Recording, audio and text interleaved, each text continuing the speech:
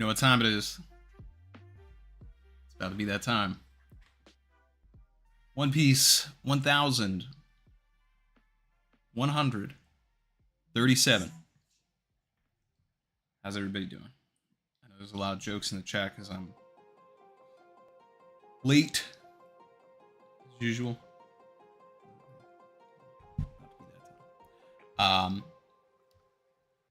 Sorry guys. Shout out to Paths. Member for 14 months said, avoid the title if you can, Captain. That's gonna be hard. That's gonna be tough. It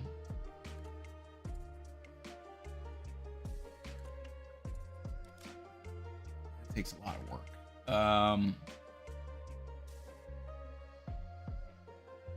I will try. Okay. So we got the death of Portgas DA situation going on here. All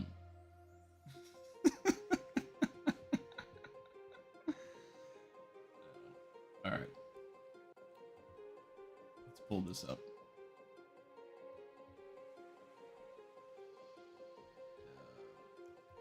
Gonna use my hand to try and like cover the page. I'm just gonna do this real janky, trying to make sure I don't see the title. All right.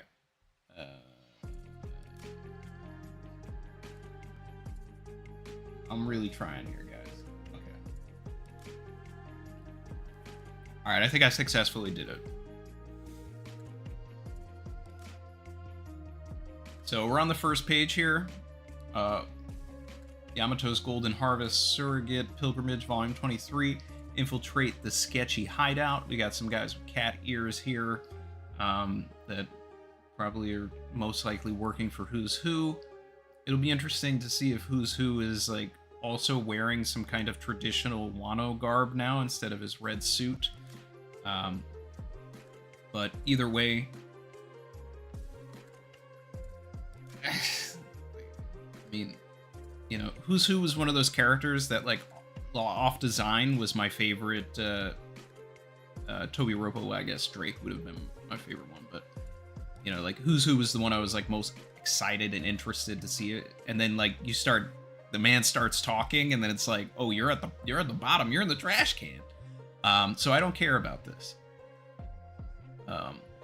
Moving on to page 2. All right, so we're at the castle. So this should be. If we're correct, we talked about this last week. It was last week. Yeah, there was no break. So this should be the Straw Hats coming in, like, and finding out that, you know, something happened here. They're going to learn about, you know, Shanks's clone, Shanks's twin, whatever it is. And get all excited about the people that are hurt here.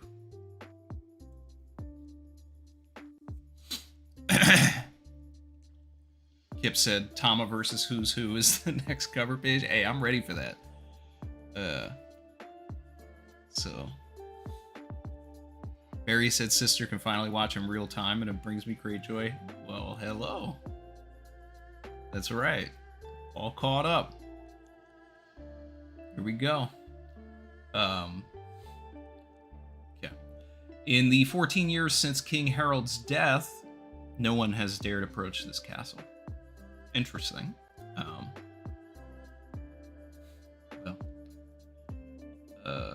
Gunko would like to have a word about that. Arust Castle, Elbaf. Or so I thought. Oh, okay, we got some damage at the door. Yeah, Shanks is the one who knocks. But it's clear that someone has broken through the door, and there are no guards standing watch. So is this a bad sign then? Intruders, but these doors were broken from the inside. We'll figure it out when we get in there. All right, investigation time. Keys, keys, keys.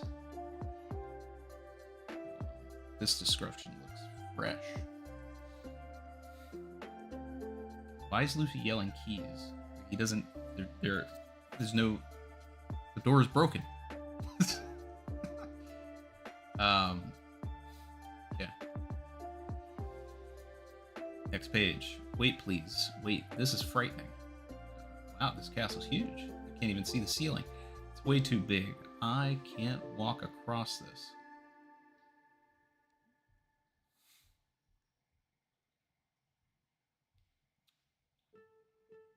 Hey, Rado, where are the keys? I'm just a common man. I've never been inside the castle, but we're very lucky to have you with us. Okay, Nami is really playing this, man. Really, ultra rare Nami? I was just thinking the same thing. Onward. All right. So this is what it's like in here. I'm overcome with both wonder and fear. So all of this destruction from the intruders. No, King Harold passed after a vicious battle with Loki. What you see are the scars of that fight. Okay. Father and son battle. Have we seen that in One Piece? Fathers and sons going after one another? That seems like a pretty classic trope. I guess Kaido and Yamato.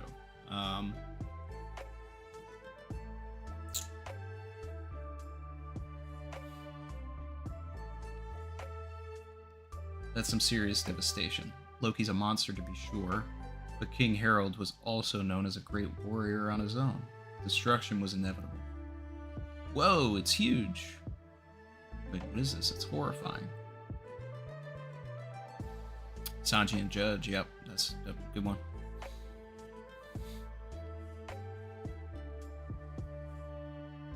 It's true, we did have a full chapter dedicated to that.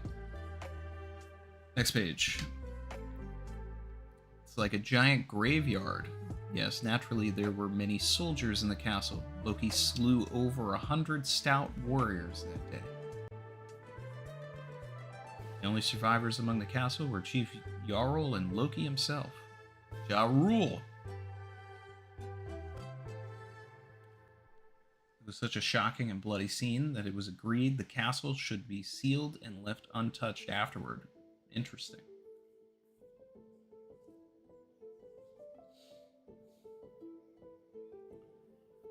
And what were those other guys doing there? Were they just general guards? Preventing other people from coming in?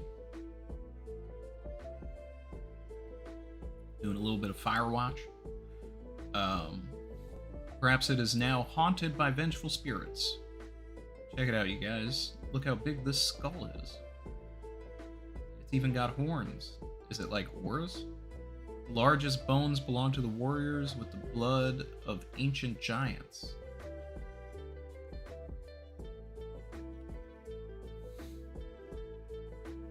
Interesting. So we had a little bit of crossbreeding here between the ancient giants and the giants. There are no longer any purebloods, but some still have traces of it in their history. Okay, so this is actually... So then could we say that any character that has natural horns in the story is like a diluted ancient giant? So like essentially saying that Kaido, one of his ancestors was an ancient giant. Technically Who's Who and a lot of the Toby Roppo, Dellinger, Ulti,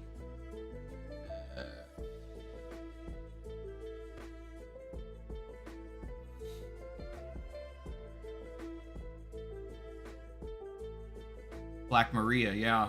Alejandro said that in the chat.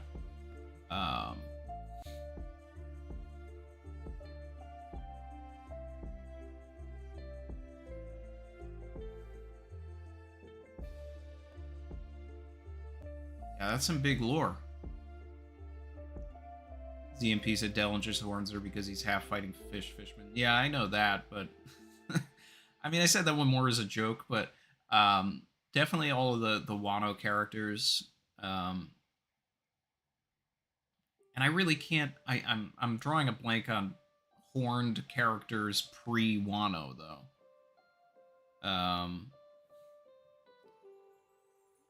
Tristan said Moria question mark.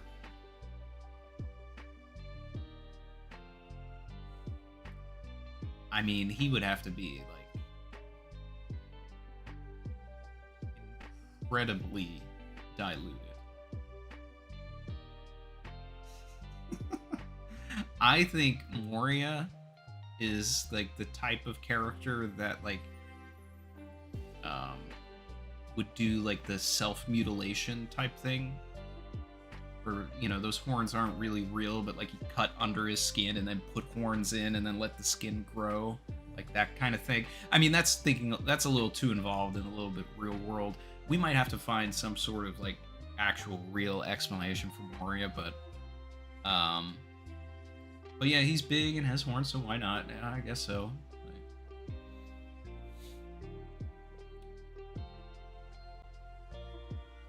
Magellan's horns are fake. Yeah, what did we see that in like a cover story or something once?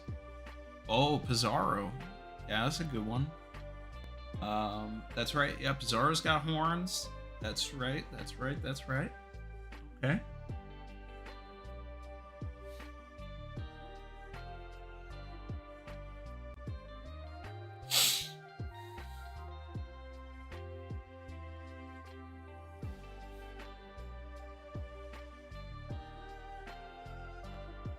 Yeah. I love this because if, you know, like this is something that has come up in the past. Obviously, like where did these horns come from? Does it have anything to do with ancient giants, etc., etc.? Now we officially know for sure that this is the case, and I love that. And I'm sorry to derail. You know, we're still only on page 5 here, but I mean, like that's a big drop for just a little page there, because it clarifies things for a lot of characters.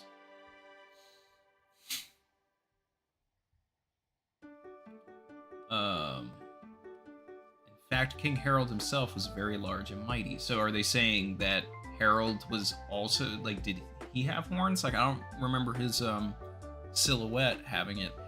And I'm drawing a blank whether or not Loki had horns. I'd have to go back and look at a picture of him. Oh wait, on the next page they show us Harold. Okay. So just look up. I haven't seen that visage in years. So no horns on Harold.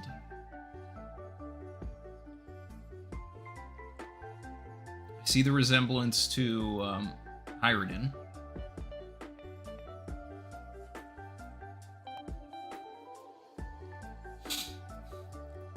Looks like he maybe he's got a big scar on his head here. The cape's dope. I like the cape. Alright, anyway, that is a portrait of King Harold, the man who loved peace and attempted to bridge the gap between Elbaf and the rest of the world. Another good king. The greatest king in the history of Elbaf, they say. Continuing Oda's tropes of every king is good. Every true king is good. He looks strong. Oh, he does have a big scar on him. Yep. The scarring on his head is where he ripped out his horns. Oh, he did have horns, but he did not want to be associated with the ancient Onis. That's crazy. The mark of his ancient giant blood. Okay, so this is gassing up Hyrden crazy.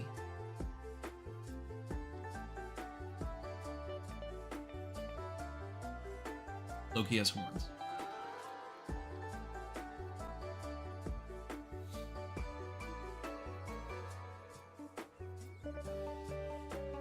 Like, it's just so funny to me that we're like gassing Hyrden, like, and Hyrden is actually like easily my favorite giant in the story. Design wise, like I don't know, I just like him. Plus he's modeled off of the Macho Man, so oh yeah. But The like he got it's just crazy because he got low diff by Luffy in the Kurita Coliseum.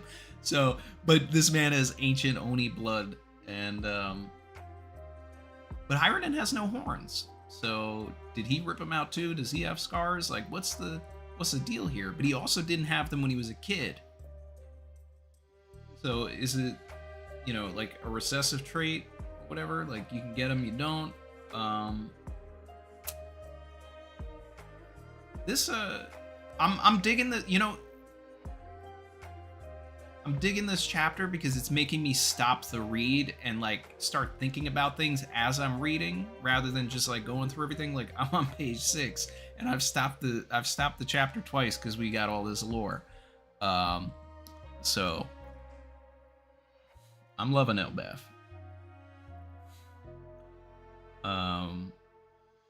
Alright, so to him, ancient giants were a reminder of our era of war. Okay. He had horns. That takes serious guts. Zoro's gassing him. Zoro's sitting there like, now that's a man. That's a man. Okay. Eternal respect from Zoro. Next page. His Majesty's death was a shock to all, but it was the hardest upon the other son of King Harold, Hirunden, who had the most cause to hate Loki for his actions. Well, he's the older brother. He was going to be king, right? We talked about that because I mean that's one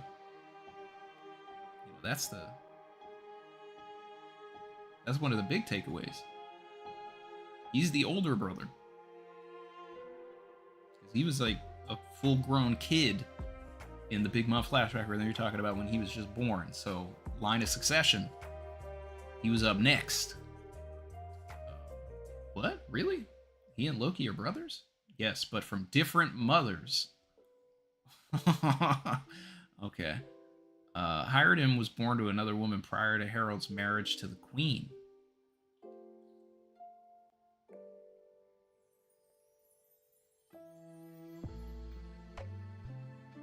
Why are they not saying that Hiruden's mother was the former queen, though?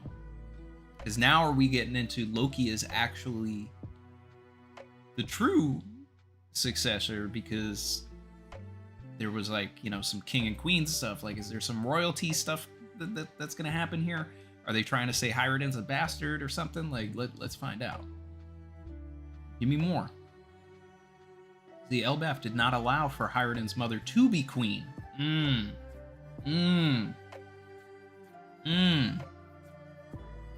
out to DJ BS, member for 43 months. Said, let's go 43 months. Ooh, I'm about to make a name for myself. How come? She was from a different giant nation. Why does that matter? You're all giants. Okay, so now this could actually clue us into why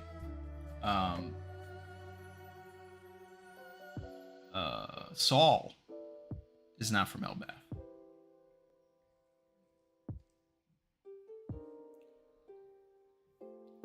Jen said, man, Randy questioning every page. Yes, this is how I read. I have to I gotta let the wheels turn. I can't always trust Oda's gonna give me the answer. Because 8 out of 10 times he does not.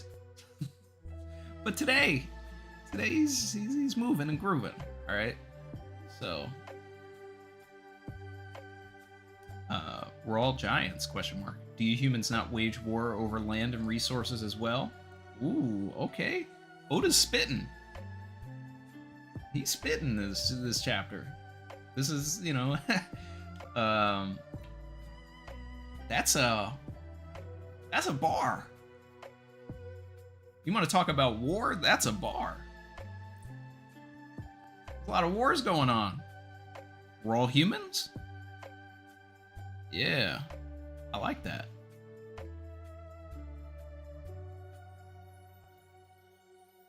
I like Zoro's reaction. Giants from other areas will tarnish the blood of Elbaf. That's crazy speak, though. You have some really bigoted views about other giants and humans. Exactly. Yes. You went from a bar to like, you know what?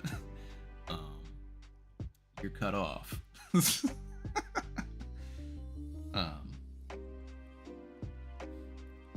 So if Hyruden's blood is tarnished, why do you ride with his crew? Okay, that's a good question. Because Roto, that nerd, what a creep. Wow, this is amazing. You can draw sea charts? Show me how to do it. Be my friend? Friend?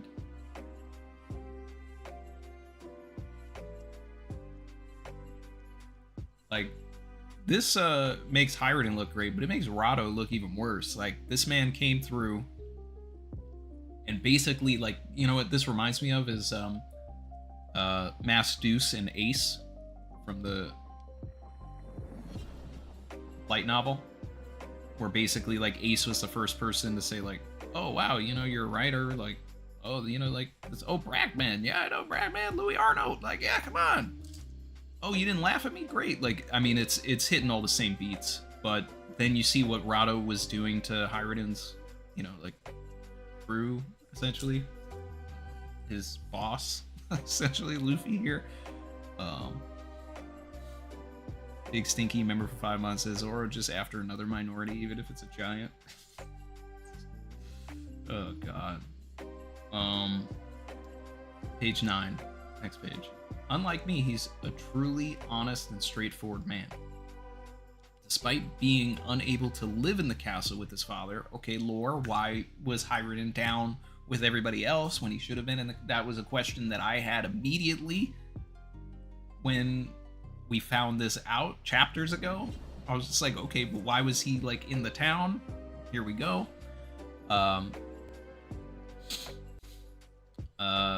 Despite being unable to live in the castle with his father and seeing the way his mother was tormented, he withstood all of that pain and said, I want to unify all of giant kind.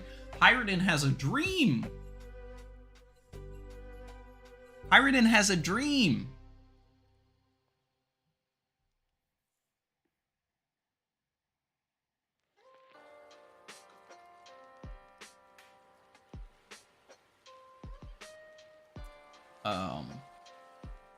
I love that.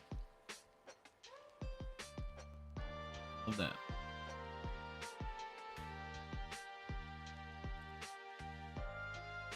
All right. I'm the man who'll be king of all giants, and I know you can do it, Hyrden. I love that form. If we leave Elbaf and we actually, like, get him back on the throne,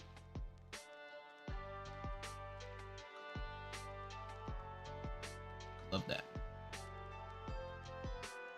Thanks, Vandal. See the X-Men cab, yeah. I want to help his dream come true. So you can be reasonable after all. Kind of boring. Hey, come check it out. Some giants are knocked out over here. Next time on Dragon Ball Z. Anyway, Underworld, Elbaf. Is it sinking in yet? These wheeze. I told you already. Oh, you know what? So Loki's got these bandages over the horns. I bet he never had horns, and he just took his dad's horns and put them on his head. Like, how wild would that be? That's what it is. I'm saying it right now. Loki does not have horns. To be petty, he taped his dad's horns to his head. That has to be it.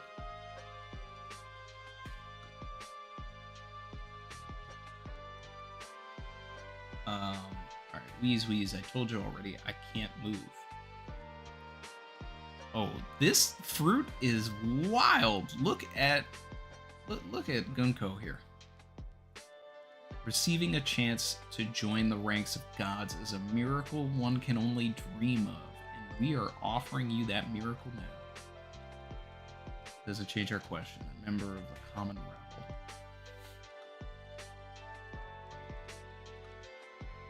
I love this fruit. Everybody was like, what if this isn't a fruit? That's a devil fruit.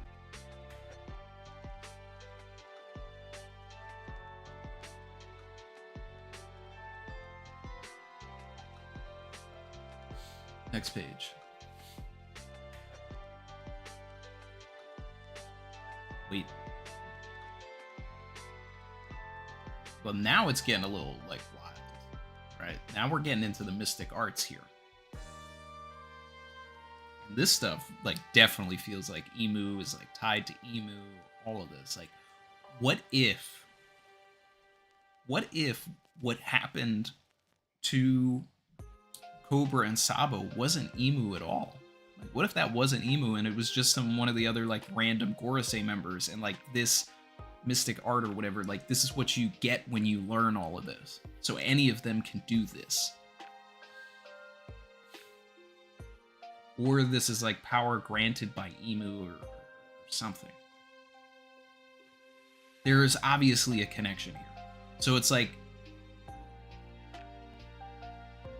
Gunko has to have a devil fruit that involves bandages, but on top of that is able to use the mystic arts and combine it with the power so that the bandages have like a little needle at the end.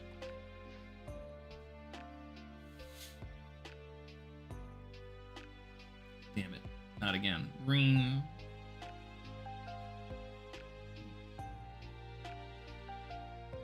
So your foot's gonna accelerate to kick my right cheek. So he's using observation hockey in real time. And after I've turned the other way, you give me an uppercut with that fist of yours. Thanks for the heads up. Those arrows are the confirmed path of my very future. A declaration of unavoidable violence. But it is possible for me to change course.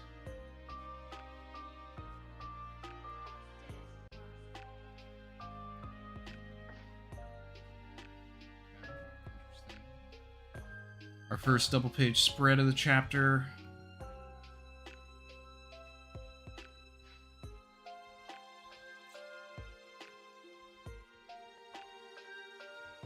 Okay.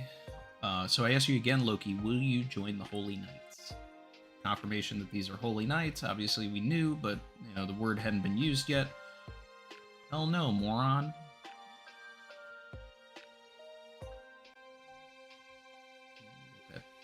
Giant kick to the face. The play-by-play that we got plays out, including the uppercut.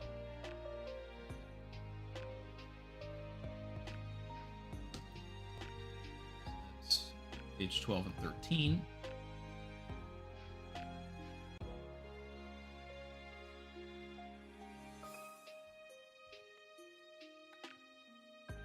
Got arrows jammed into these beasts as well. So is it the arrow fruit? Like, what's going on here? Wheeze, damn it. You'll regret this. Stop, enough already. This should actually be page 14. Then will you join? Screaming, yelling. Then... ... Huff, that's enough, Gunko. The hood's coming off, finally. No scar on his eye. This man's got braided hair over there. Let's change tactics. Contact. We've got the flowing locks of Figureland Shamrock.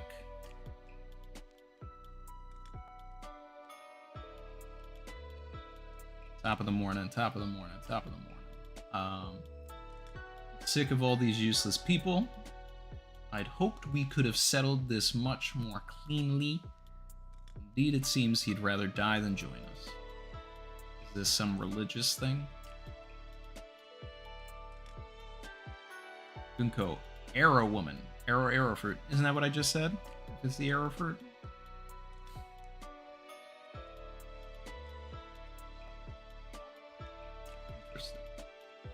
The vicious warriors of Elbaf who conquered the New World long, long ago.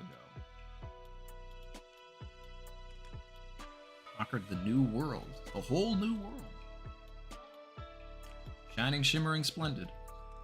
Will be brought under the command of the world government once and for all. Okay, so that's their goal here.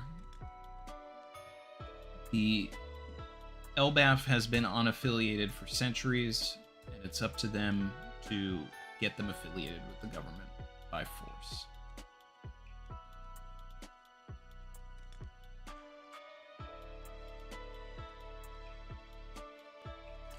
Oh yeah, that's right. Loki, forgot that Loki has horns. Not only does he have horns, he has the same, like, horns as Loki in the comics. Marvel Comics. Gunko's giant hands are crazy. Obviously, I'm not,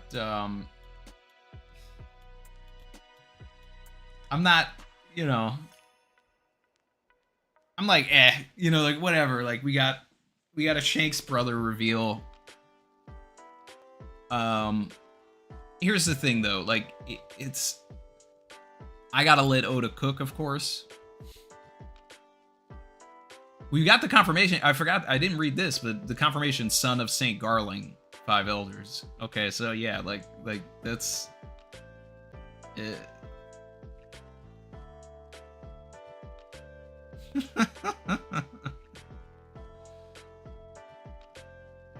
Interesting that they would note that he is a world noble, but Gunko is not. So she's a holy knight, but she's not considered a world noble. She's a holy knight that is not considered a celestial dragon. That's interesting. But, like, the main thing here is that if Oda wants to go with this trope of we need the evil Shanks, but it's not really Shanks, right? So he can get his cake and eat it too. Feed the theories for years that Shanks would be evil, which I've never been on board with evil Shanks, but I've always liked... What side is he on, Shanks? You know? Gray Shanks. Like, I'm doing really bad things for a good reason. Like, that's how I've always seen Shanks, and I still think that it's kind of that way, but the way that Oda can, like, make this work is he really needs to develop Shanks. Big time. Like, whatever development he's gonna put into, like, Shamrock here, we need double that for Shanks eventually. We need, like, a crazy Shanks flashback. And we need to see Shanks, like, really scrapping. We need, like, 3 chapters of Shanks just hanging out with the crew, like, that kind of stuff. Like, we need... Eventually, we need to just get into some things where, like, Shanks is a main character, you know? And having Shamrock here means that we can drive the drama from Shanks. He has, like, a clear antagonist that he has to, like, contend with. And we'll also get a scene with Luffy, like, looking at him and saying that he's Shanks, and then, you know, like, we'll actually probably get the Shanks lore from Shamrock to Luffy. Like, that's how we, the audience, will get it, probably.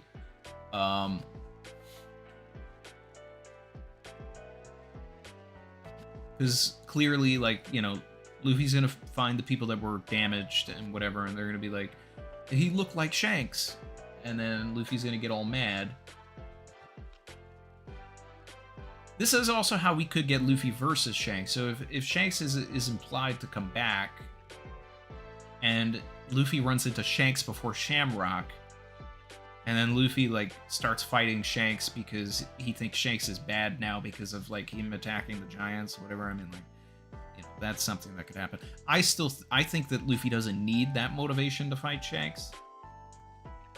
Like I've always said, I think their relationship is strength-based anyway. So for Luffy to, like, show Shanks that he's, like, hit this level, he's got to beat him. And he wanted to beat him. That's what he told Law, you know, in Punk Hazard. Like, I'm going to take down all of the Yonko. but I'm saving Shanks for last. Like, I'm paraphrasing there, but that's basically what he said. You know, like, as long as the one that Law didn't want to go after was Shanks. Immediately. Like, he didn't want to start with Shanks. They're really bullying Loki. Like, and he's not giving in, which is good. It's good for his character. Like, he shows conviction, but at the same time, it's like, what is the point of this scene? Because there's two methods here. One, like, he gets bullied until he says yes.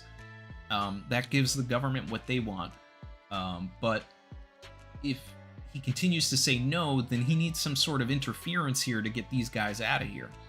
That interference, like, if we were a little further along in the Luffy plot at the castle, then I would say that Luffy pulling up would be, you know, the interesting thing. But unless we, like, just step away from this for a few chapters and don't come back until Luffy can get there, then I don't know what Oda's true objective is in this yet. Obviously, the super objective is world government wants Elbaf under its banner, but like the main objective of what Loki's character is going to become is the thing that I'm confused about. But I am holding strong on the idea that, like, this man is literally just wearing his dad's horns, though. And it also look, now that I'm looking at it a little more too, it really looks like he like the horns are on his helmet, so he really just like glued them to his helmet. And it would be crazy if that was also a part of like their fight, and the person who broke the horn off the helmet was Harold himself, and then he had to like strap it on there. Because the other one like kind of looks like it was like it's fixed onto the helmet. Like if he just takes his hat off, like he does not have horns, but he is wearing his dad's horns like a trophy, which I think is the crazy thing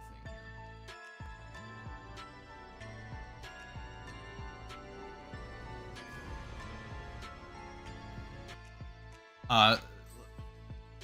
Guys, I want to see W's in the chat for MC20, who just dropped a big super. Much appreciated.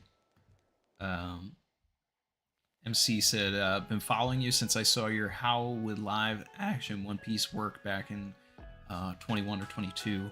Finally at a place in my life that I can support you the way I want to. Love what you do, my guy. Need another collab with Roger's Base. Appreciate you, MC, too. Really do.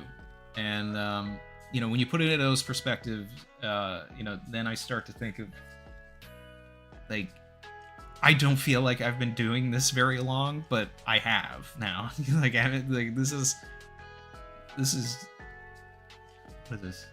It's like year 6, basically. And probably 5 with like a decent following. There was probably a year where it was just me doing it to like for 100 views on each video, or less. And it was, I mean, and it's still all about the fun and just like, you know, throwing these ideas out what sticks. So I'm glad that, you know, you've elevated. You know, you're at a good place. I love that. And as far as a collab with Roger, like, I mean, me and Roger talk a lot. I think we probably don't collab because we also, like, you know,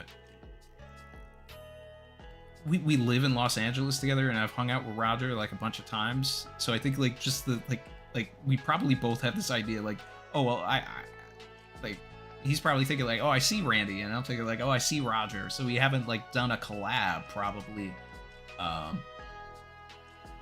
Probably an over, like, outside of like joint collabs on other channels, probably over 2 years. So it's probably due time to get Roger back onto the channel. I know I did speak, I'm meant to talk. I gotta talk to him about like right now, like you can't really tell, but the studio is a mess right now because we had to evacuate from the fires and all this stuff, and I still haven't put everything back where it's supposed to be. But once I get everything like lined back up and like it's better, I want to like get Roger over to run some of these retro games that I have and do some like couch co-op or because like he's got the whole like gaming aspect on his channel, so I feel like that's a good blend. And then while we're playing the games, we can talk about different things related to chapters and stuff.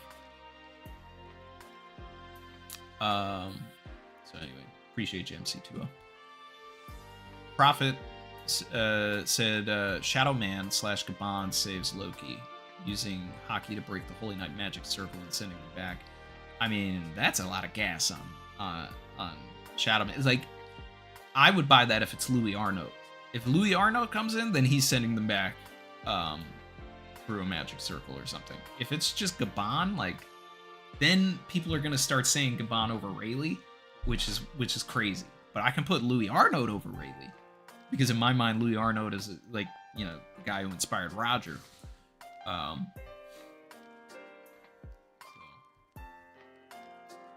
Alejandro Salas, member for 20 months, said McDonald, Moonman, Shamrock Shake, and Shanks and Nugget.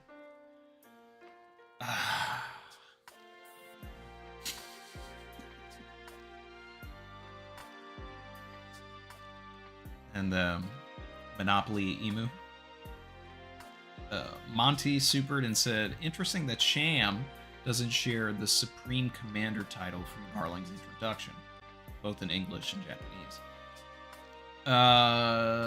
Okay, so that's interesting. So when Garling got his promotion, his son did not take his place then. Context is trying to tell us that there's another Holy Knight out there that may be higher ranking than Figureland's son. Maybe. I mean, that's an interesting thought, or could just be something that Oda didn't feel that he needed to include. But when what you don't give us is just as loud as what you do give us, Oda. So we gotta talk about it all. Prophet supered and said Harold is Kaido's dad. Tattoo and beard.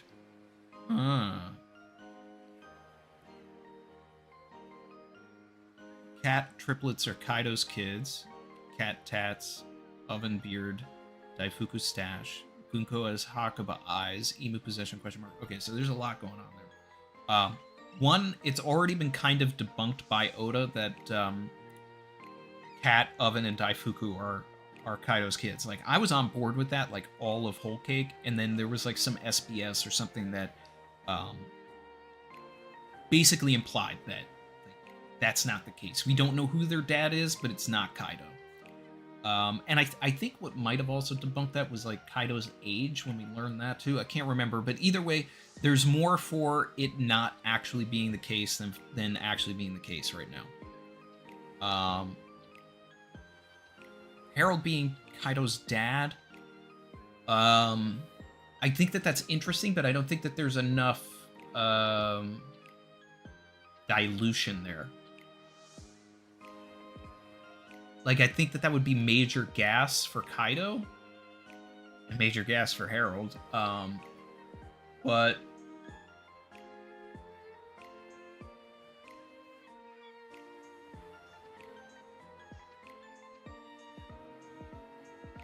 like, it would have to be a thing where, like, Harold was with a human or something, and then that's what...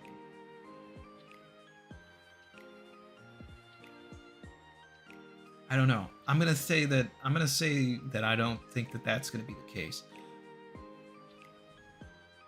And then Gunko having Hakuba eyes. Let me go back to this chapter because this is something we talked about last week, where I did not feel that they did have the Hakuba eyes.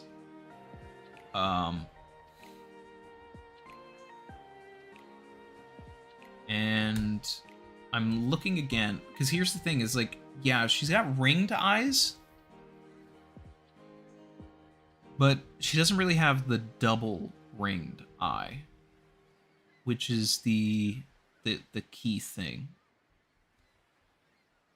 So, but, you know, I have a video on the channel where I go into, like, when we got the reveal that Luffy's eyes were red, and, you know, I started talking about all the, like, weird eyes. So, you know, you got Mihawk, obviously Hakuba, we just talked about that. We got,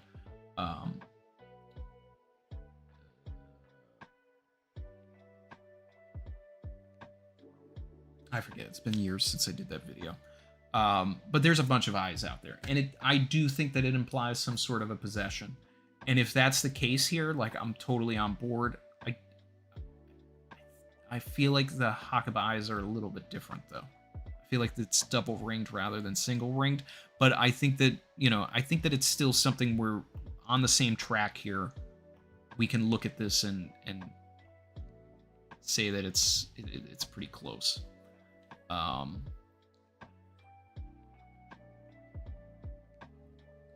Hey.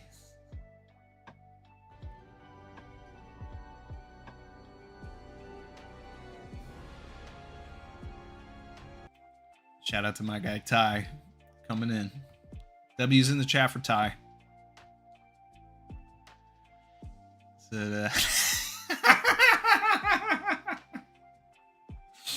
Sorry, I'm late, Captain. I'm the Shamrock to MC2O Shanks.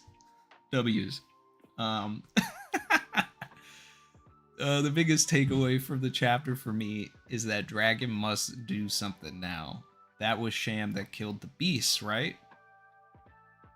What's up, Savage Crew? What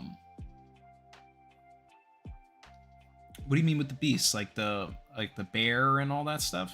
Like, they had arrows and stuff, so I felt like that was are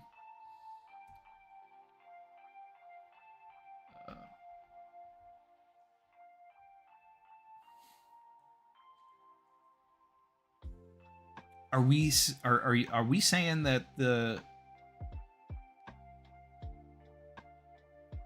Okay, well, that's actually something interesting to talk about then. Because technically it is something different than Gunko's ability. Because I just figured, like, they had arrows in them and it was like a different arrow ability that Gunko had. And it was all just gassing up Gunko. But if these things, which are weird because they also have, like, this levitated aspect where, like, it's like, you know, vivisected twice, you know.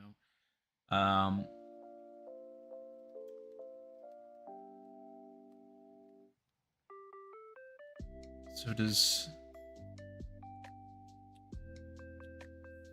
then would that be magic, or would that be like some sort of paramecia where you kind of just like conjure something in thin air similar to like the Nora Nora beam, but it becomes this physical thing that he's able to control and shoot out?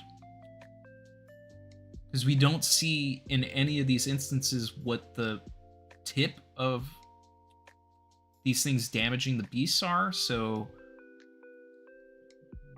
it's a possibility that there isn't an arrow at the end and it's something different, and then that is his ability.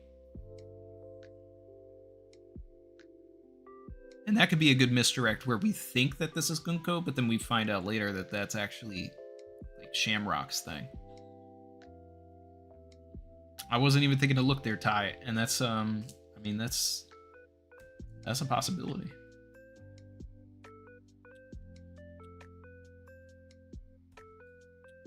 It's kind of wild.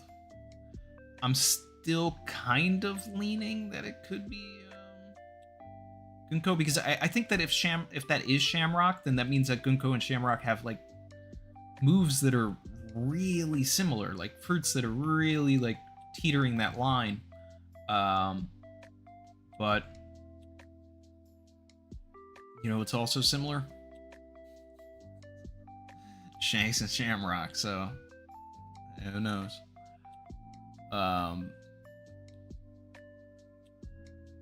Path supered and said, "My Shanks as a rat stocks are in the mud. How will my agenda portfolio recover?"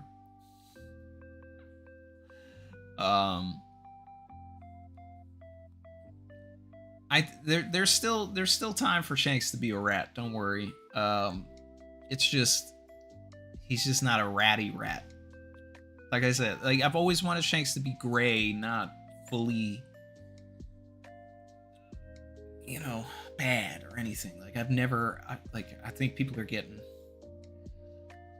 confused. Like I'm not a Shanks is bad pusher. Shanks is gray pusher. So, Big Stinky supered said Garling is a science head. Maybe he knows cloning. But did he just inherit that? Like, is he just picking up the slack from Saturn, or has he always been about that? That science. Shout out to my guy Luke in the chat. I see you, man. Best question now is, does Shanks know of his heritage? Does he know he has a brother? He probably does.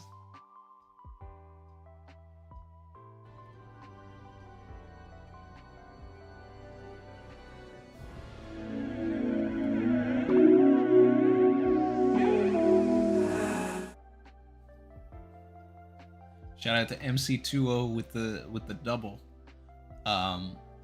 Said Ty's a real one. I know you, my guy. I've seen you and strive to support my guy RT like you, and now I can. I'll gladly take the Shanks to you, Shamrock. W's in the chat, guys. Or drop those ascends in the chat. That's crazy. Really appreciate it.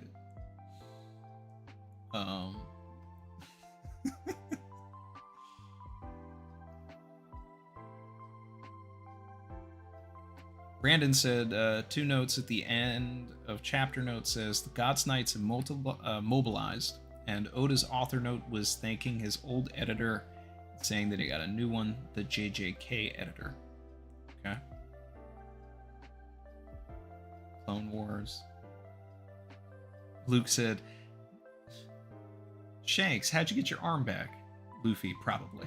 That's canon. That's canon. The second DC, because the other thing too, like he looks exactly like Shanks. He hasn't seen dude in over 10 years. So the hair isn't going to throw him off. The style of dress isn't going to turn him, isn't going to like turn him away. Seeing an arm is going to be like, wait, hold up.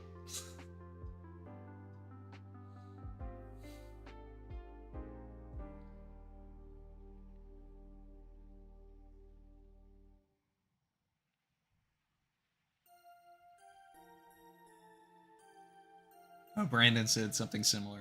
You regrew your arm.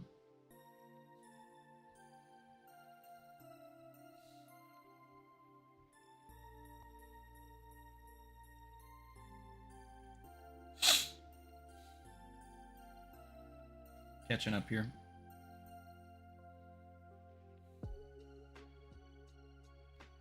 Very motivated. Member for 44 months said, I'm not the only one still holding out for one of these two being a clone, right? I mean, maybe they both are. Maybe they're both literally just clones of Figureland that they did. Like, who knows? We're in the Clone War saga. Jonathan supered and said, Gabon over Rayleigh. Just kidding. I think Gabon is an Elbaf. I mean, we met the wife first, just like Sabati. Yeah, I mean, look, a lot of things are pushing for Gabon. But I just, like, why would you put the Louis Arnault quote if you're not going to show Louis Arnault or tell us about Louis Arnault? Otherwise, like, then it was literally for the math piece. Like, I'm literally trying to debunk math piece. Like, I'm trying by pushing that Louis Arnault should be in the arc. If he's not, it's just math piece. It's just, on the 25th anniversary of him saying Louis Arnault was a character, he just brings back to the day a quote from Louis Arnault just to throw out there while he's in Elbaf. I don't want it to be math piece. I want it to be plot relevant. But I don't know. Monty supered and said mistyped. And he puts the kanji and says that was the Supreme Commander title in Japanese. Oh, that's also the thing. I did not read the title of the chapter. So what was everybody... what did everybody not want me to say? Introducing Shamrock. Wow. That's wild.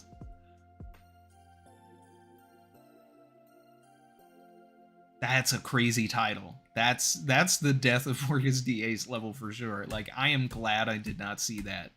Because that's... I would have stopped the stream for 5 minutes right there just to talk about that. Like, I'm mad, but I'm glad everybody said don't read the title.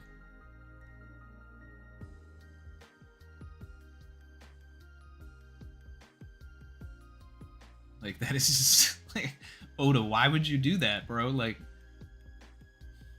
make that the title for the next one, not this one. Like, just say introducing a certain man. Like, what? Why is it gotta? Why you gotta drop the whole name? It's about to get spicy.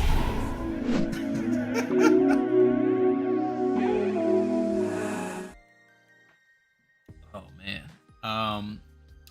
Shout out to my guy Ty.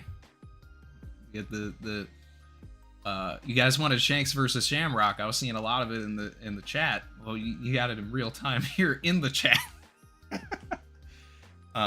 Looks like the Atomwood of Elbaf has created another ship. MC20 Ty still workshopping the name. Chin will come up with something good.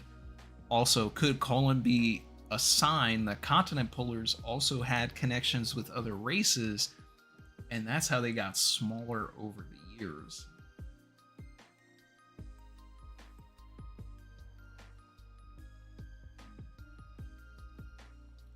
Was that a thing? That they were saying that Cologne is smaller than the other giants? Like, we're because the kids were making fun of him for something, right? I can't, like,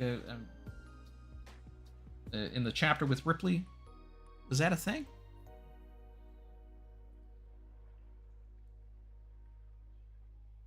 Because I like it if Cologne is tainted blood as well, quotations, like, you know, he's got to come up from the quote struggle here.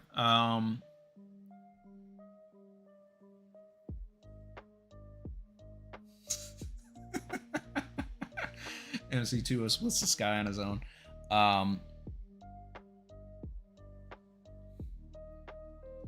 Luke said, can't send money, where's the send good vibes button? You just pressed it, brother.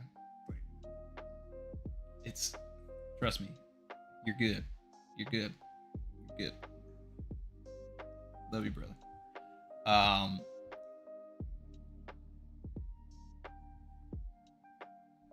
Was that, I'm forgetting, but seriously, was that a thing about Cologne, that he's smaller than everybody else?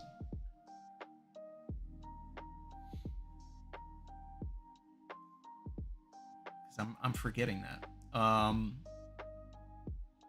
Brandon said in the scans it was Shamrock takes the stage.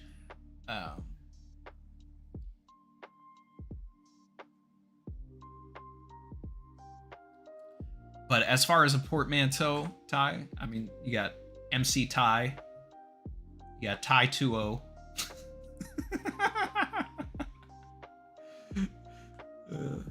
It's a new era. You know, the old era was Fable. Yeah.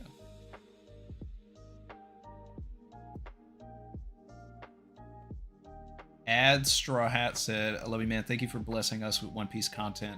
How big do you think the final war will be? I think it'll make Marineford look cute. I mean, if you're gonna do a final war, like, you literally have to get everybody. And here's the thing about the Final War, right? You have to take into consider Marineford, right? Why was Marineford so good? Because it took, like, why Marineford is so masterful is it took every little drip and drab that was set up in the entire pre-time skip and just put all of the characters in one place. And it's just like you're finally seeing these characters go off, and you're getting this like this huge, like just gigantic situation. So it needs to be like bigger than that, and we have even more characters. So you need everybody from Marineford that's still around, and then you need all these new characters to be there as well, because that's the only way that you're going to change the tide of the times. And instead of just having Luffy there, now you have the entire crew there. So, yeah. Now, how Oda's going to juggle all of that? That's crazy. I don't know. But when we are in the Final War, just get ready for the chapters to go by, like, really quickly. Because that was one of, like, my issues of reading Marineford. Like, I would read the chapter in, like, 2 minutes, because everything was double page spreads, and like by the time you got to it, it was like you read 8 pages but you really read 16, and it's just like Wheezy said my prediction for Shanks's real name. Well, I mean, it seems like we got like a little bit of a Gaelic and like Irish thing going on here, so I would think of things that kind of go along with that, which makes me wonder if Clover has any connection to the Figurelands in some way. Figureland Gaelic.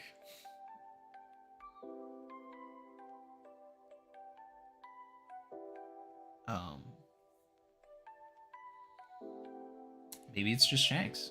I don't know. Maybe he had a he had a "Hi, my name is Shanks" inside the treasure chest.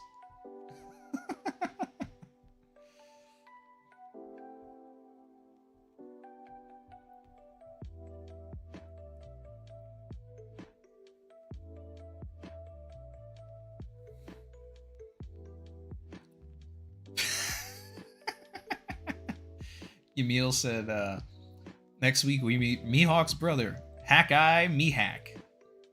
And it's he's breaking out the fake Straw Hats, or the fake Kid Pirates. And he says, "Become my sons."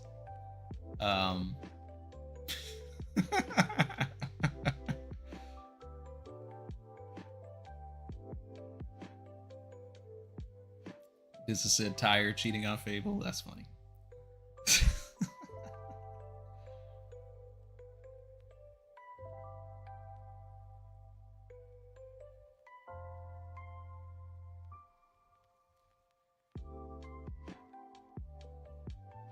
Yeah, and Roger Collin was like, Hyrudim wanted to be a warrior of Elbaf, and the kids want to be peaceful scholars like Saul. Yeah.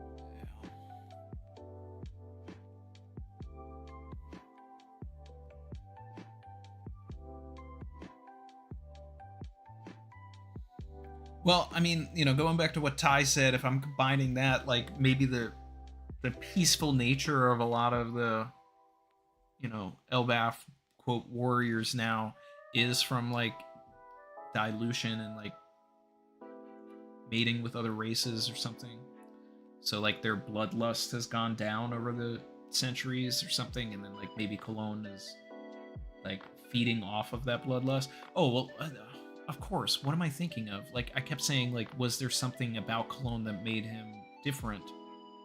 And duh, like why did I completely forget that we were told about his dad? Like that was completely like I went on like a minute or two tangent and completely forgot about that. So yeah, like he is likely like Gabon or Arnold's kid. So yeah, he would be potentially smaller than the other giants, and he's half human. That's right. Oh my god, that's what you were talking about, Ty. I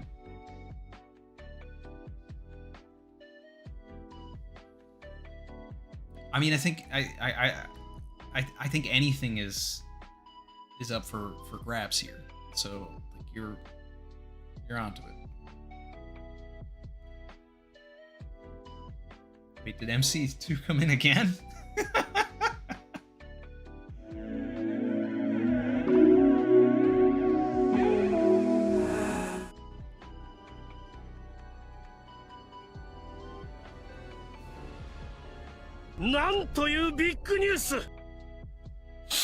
Shout out to MC20. Said, nah, Ty, we're like Law and Kid. Cannot defeat a Yonko without the other. RT is the king of the pirates. We just support him. All right, well, I'm honored to have you as my wings, guys.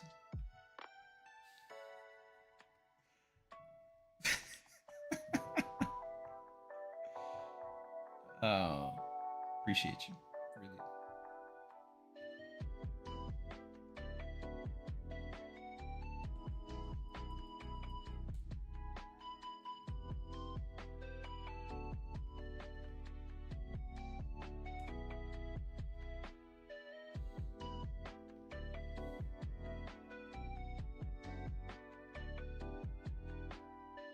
Sylvan said, I love that Sham is in Shamrock because it pretty much says he's a sham. Yeah. You know, Martin said Figureland Killian. Roger Padraig. Figureland Patrick.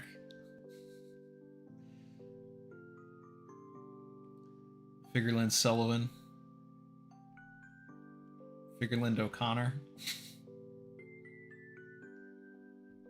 Add Straw Hat, going back to the Final War thing. Who and what and who will upgrade this arc Straw Hat wise? Frankie needs the biggest upgrade. I'm going to stand on business with that. He's needed an upgrade. Usopp as well, actually. So it's Usopp and Frankie are like in need of upgrades. And then I would say Brooke would be like third. Frankie needs a rechargeable laser. Like, he needs to be hanging out with Lilith. He needs to get the rechargeable laser. Like, he needs to just be able to have like unlimited ammo for his cannon. Usopp needs Mjolnir. So we need like a lore accurate Norse mythology Mjolnir that changes size so that it can like get to a size that Usopp can actually hold, and then he can have it grow at will and still have the same amount of power. So then you would have all of the foreshadowing of 5-ton hammer and all of that stuff like come back, and like now he actually has this hammer that is probably a lot more than 5 tons.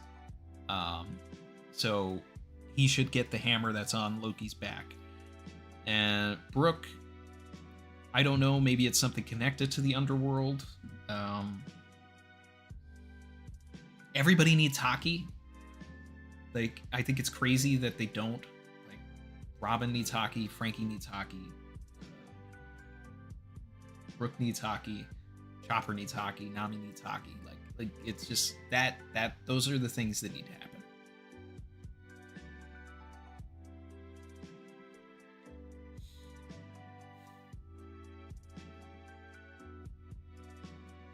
Ty came in and said, I'm Damalo Black cosplaying as MC2.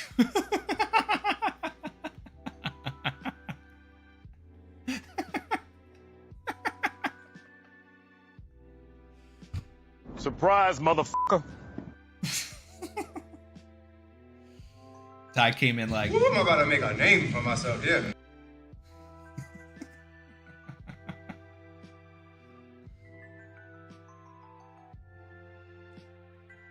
MC2O was Ooh, like, I'm about to make a name for myself, yeah.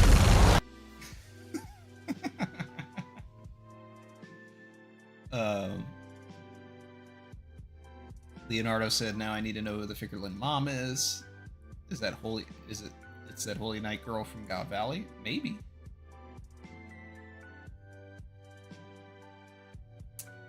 And Brandon saying that the Shamrock Shake is over the Grimace Shake.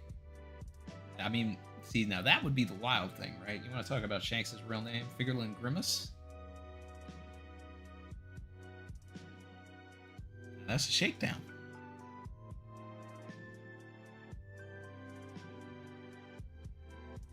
Miles said lavish brackets sort of Sunday. Yes, there's a lot of lavish activity today.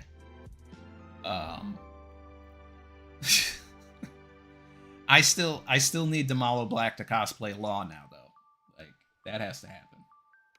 That's got to happen.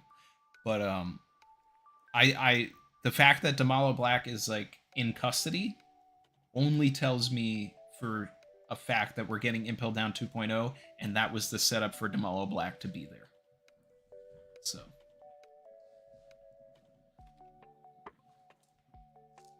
And then he's a master of disguise, so he's going to take the Bon Clay route. Damalo Black's not done with the story. Brandon said, Garland and Shamrock are small plants.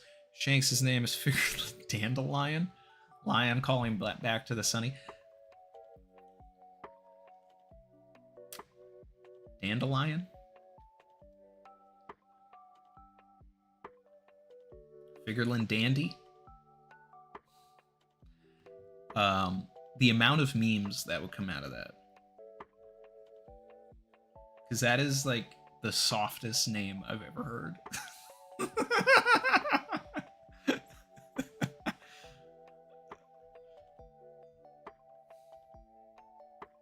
Mr. Nine said hockey's overrated. Tell that to Kaido.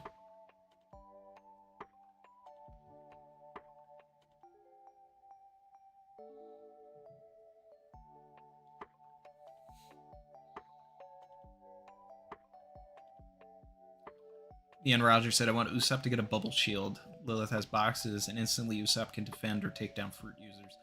I like that. Like, anything to upgrade his bag, because, I would love if there was also some sort of offensive way for Usopp to find, like, a way to, like,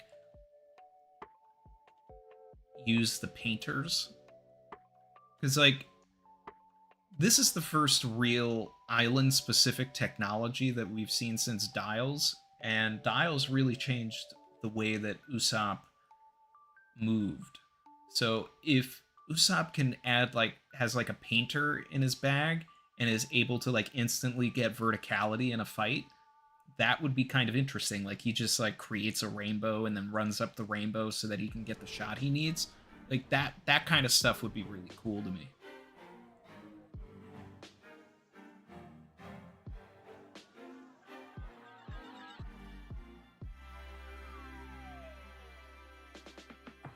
Red 52 said, I missed the reveal. Randy, what was your reaction? Okay. Probably. I don't know. You have to rewind. So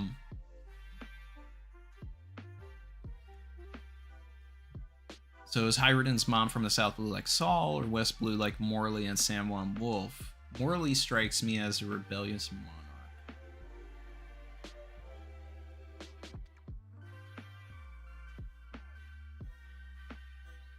I mean, it could just be like a different area in the new world too. What I want to know is they talked about mistreatment of Hyruden's mother. Like, what did they do? Where is she? Barry said, if the Damalo Black thing actually happens, I'm starting a YouTube channel. You should just start one and promote the agenda.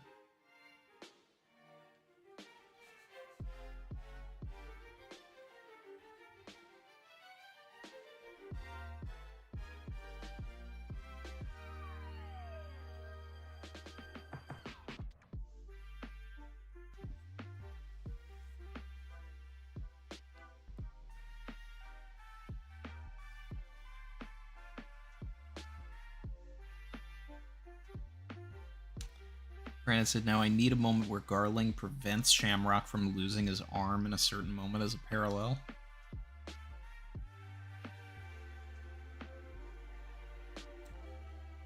I don't know if Oda's going to do that.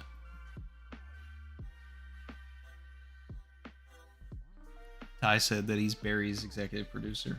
So, got it right there, Barry. Got it. All the push you need.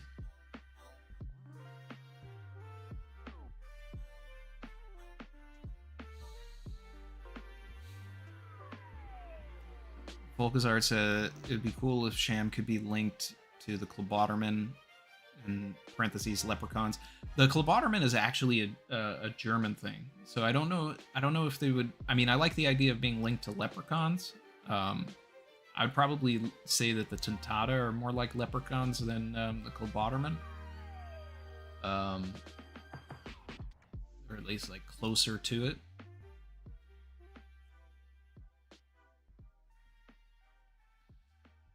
Figureland Chauncey, Leprechaun Chauncey, Figureland Leper. He's a leper to his kind. Oh my god. Swaboosh, member for 38 months, said Shanks is going to get a new arm from Shamrock. Oh wow. Cuts his arm off, sews it on. Good as new. Neon said, have we talked about the theory that Kaido is Harold's third son, same beard? Yeah, it was brought up earlier. I think that Kaido is too short. He Harold's other son. And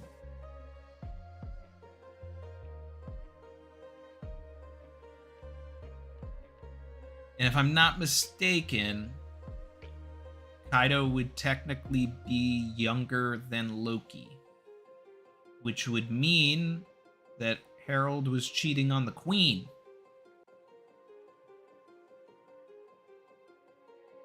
And if we're saying that he is as good as he is, that he's the best, giant in the world and all that stuff, that I would imagine after he actually took the vow to be with the queen, he would be a faithful man. So, debunk that. But maybe he was out here. I don't know. We don't know.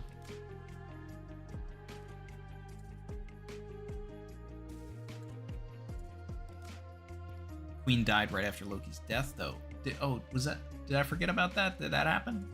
She died during childbirth or something?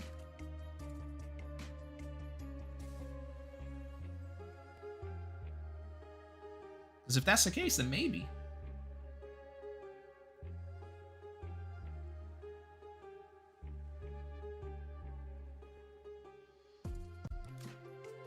Winnie D. Pooh, formerly Nunya, said, I don't know about Shanks' real name, but I'm calling it now that his mom's name is Daffodil. See, now that's a better thing. Like, Dandelion and Daffodil, those are better, names for, a mom than for Shanks. Figureland Dandy, Figureland Daffy.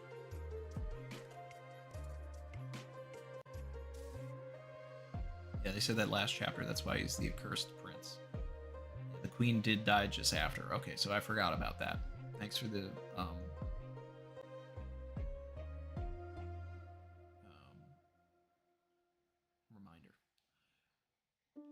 Dr. JR says Shanks' real name is Leaf after Erickson. Shamrock's also a plant. Figureland Leaf. I mean, that I don't know, that kind of, I like that. I like that.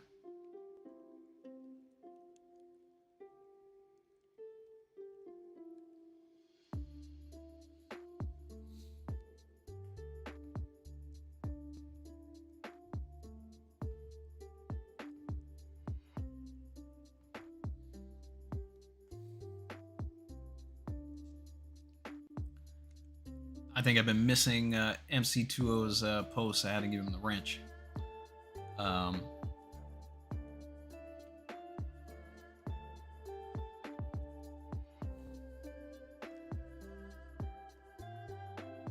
MC said, I've seen you in here supporting RT for years. I've always wanted to be at that point to truly support him like I want. You have inspired me. You're the real one. Chin said, you're as awesome as Ty now. Ty said, when Chin says it, it's certified. There, now I won't miss the messages.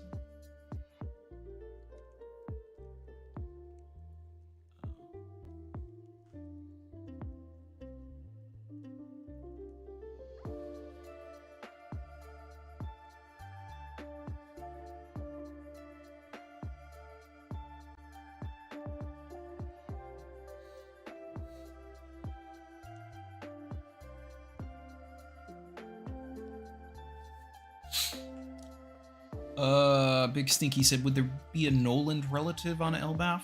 Just so Usopp has a parallel or someone to help his botany knowledge. I feel like ancient botany could be kept alive on Elbaf. I like that idea. Because I do feel like it died as an art with Noland. And I think that there's a lot of things that can be cured with plants and with botany, and I feel like the world government probably put a stop to that. And that's why, like, someone like Heracles, who knows a lot about, like, plants and stuff, was secluded on the Bowman Archipelago. So if there's somebody like that on Elbaf, then, you know, Usopp can get some more, like, plant-related knowledge. So I'm into that. Wrench Gang, yep. Louis is just a Mont Blanc, has a chestnut head. That could be interesting. Like, he lost the name over the years or whatever because through marriage, but he still has the chestnut. I could see that. In which case, then, you know, Yasopp. It could be Arnaut Usopp, Arnaut Yasopp, or whatever. Doesn't even know, Usopp doesn't even know he's descended from, like, not only Noland, but also one of the greatest explorers to ever live. So he's technically Mont Blanc Usopp, but he'd be Arnaut Usopp. Like, something like that. Like, I could buy that. Like, I like that.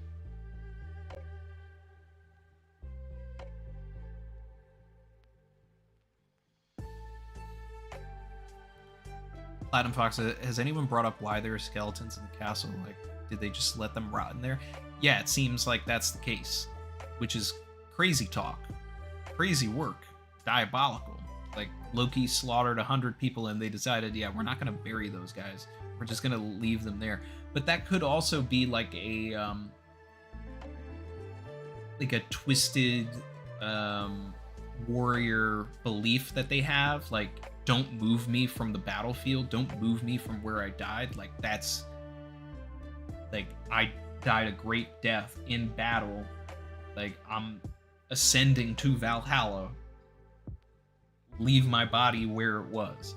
Like, it could be something like that, which is wild.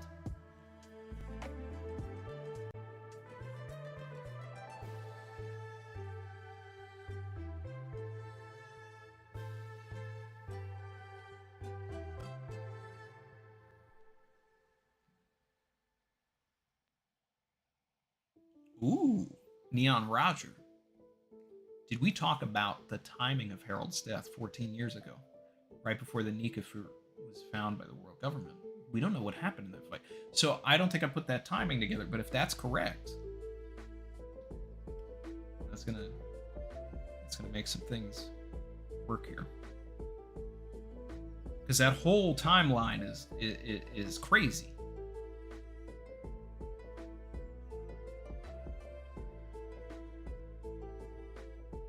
Wait a second.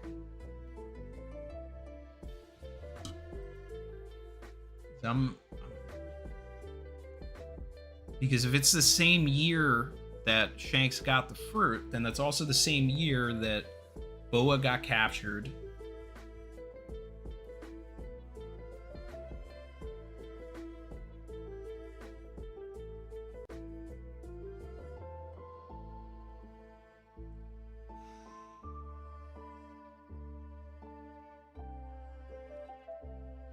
Could the fight have started over the fruit? The reason it eluded them for so many years is that, oh wait, what if? Was Harold the previous user of the Nika fruit?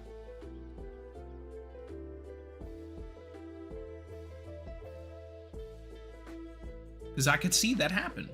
And then Loki killed him to get the fruit. But then someone else was there to sneakily have a fruit, right? Swap the fruits out. Or something. I mean, we're getting a little wacky here. Like, there's a lot of moving parts here, but... Because somehow Loki has to eat a fruit that he thinks is the fruit. And if it's passed down through the generations of the, clan and everything like that, then that would be a thing where Harold realistically probably did have the fruit. Either way, whatever, because even if he didn't have the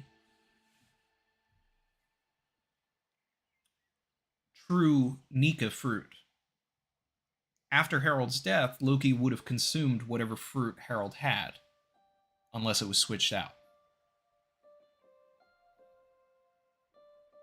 So I said, damn, I gotta run y'all. Welcome aboard again, MC20, and to the rest of the crew. You don't have to drop money to partake in the fun, that's right. Savage Crew's arms are always open. See you later, Savage Crew. That's right. And especially, like, I really don't want anybody out here, like, overextending themselves. Like, if you got it and you, like, hey, that's you. But I mean, like, make sure that you all... I never want to... I love and appreciate all of the support, but don't hurt yourself in the process. Please. And it's okay. Ty's an, executive producer. He's helping keep the channel lights on. And, we're able to be here each week, but that is not on... There were things in the comments today about, wanting to be able to do it as well, and it's not what it's all about. Thank you, everybody.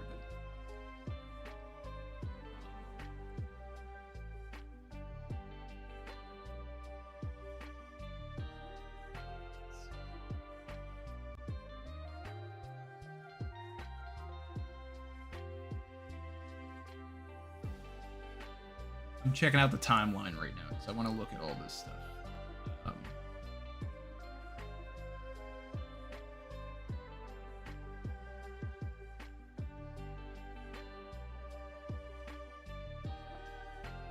Yeah. So if 14 years ago this battle happened, then that was exactly before you got to start looking at everything that happened 13 years ago. Okay.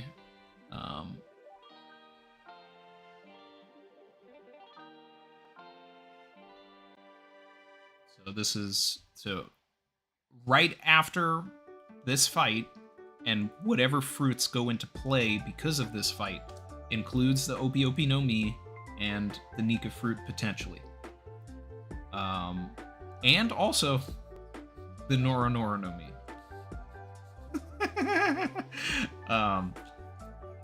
The Foxy ends up getting his fruit 13 years ago as well. So I think it would actually be really interesting if something about the Opi Opi no Mi happened because of this as well. And that's how Diaz Barrels is able to get the fruit, and then everything happens. But like, I would just love if it like tied everything that happened in that 13 years ago period.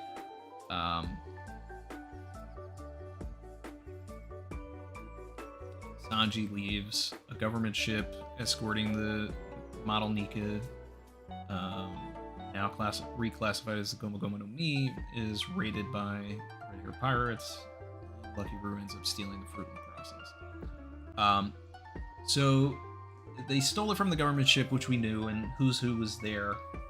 And I don't think that it's, and I said this last week, but I don't think that it's a coincidence that we're like getting Who's Who brought back into the cover story while all of this stuff is, coming out. So the government may have, like, whatever they're trying to do right now, they may have tried to do 14 years ago as well.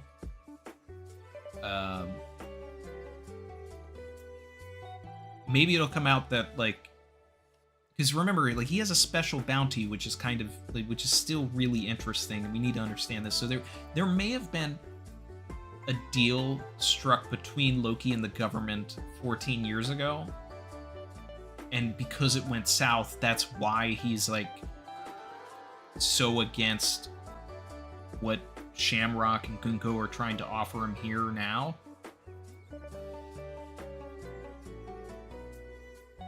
Potentially. I mean, I'm just throwing stuff out there.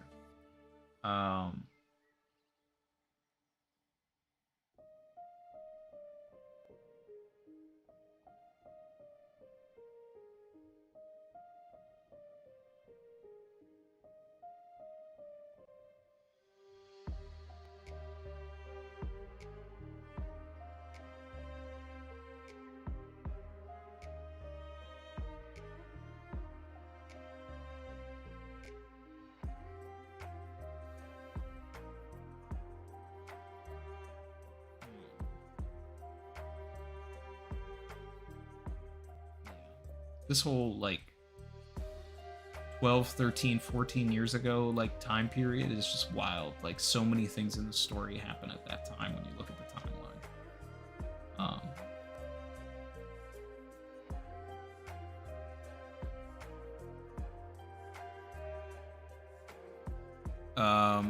Adstrad said, what if there are multiple sun god fruits? Well, I don't know if there are multiple sun god fruits, but there are definitely multiple god fruits. And that's what the Noland and Calgar flashback told us, right? So there should be a moon god fruit, there should be an earth god fruit, there should be a rain god fruit.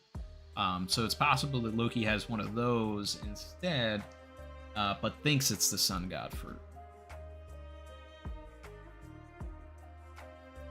Edstrad also said, like the stream guys, get Papa Randy to 200 likes. Come with me if you want to live.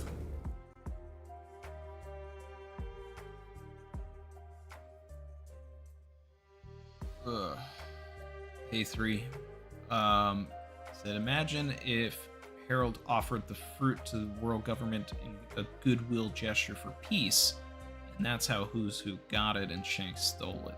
That's not bad. That's clean. It's clean.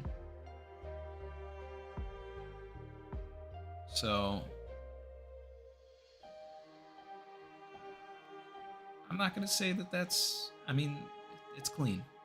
It means we don't know enough about Harold to say that that's against his personality. Because that's the only thing that would be like, that's what would stop it. If we knew more about Harold, I'd be able to be like, but no, right now we don't know much. So that's a simple thing. Like, hey, he wanted peace. They want the fruit. Here it happens. Shanks steals it. Then Loki gets mad because that fruit was supposed to go to him. They have a fight, have a falling out. Loki straps his father's horns to his head. And things get crazy. Also, how about this? I'm going to add on to your theory. Ready? About to cook. All right. Shanks and Harold are friends. Shanks pulls up, knows that Harold wants peace, right? But Shanks wants the fruit. So he gives Harold this song and dance about how the world government will grant you peace and all of this if you do this deal. Tell them that you're going to give them that fruit. But Shanks already knows what he's going to do. So when Harold does give the fruit to the government, that's when Shanks intercepts it and steals the fruit.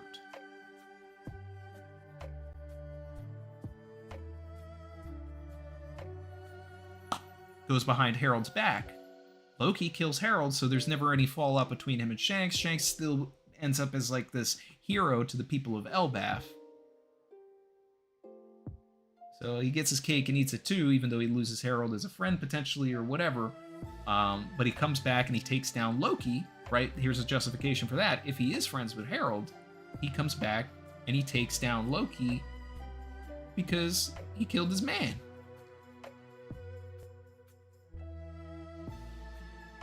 That's a possibility.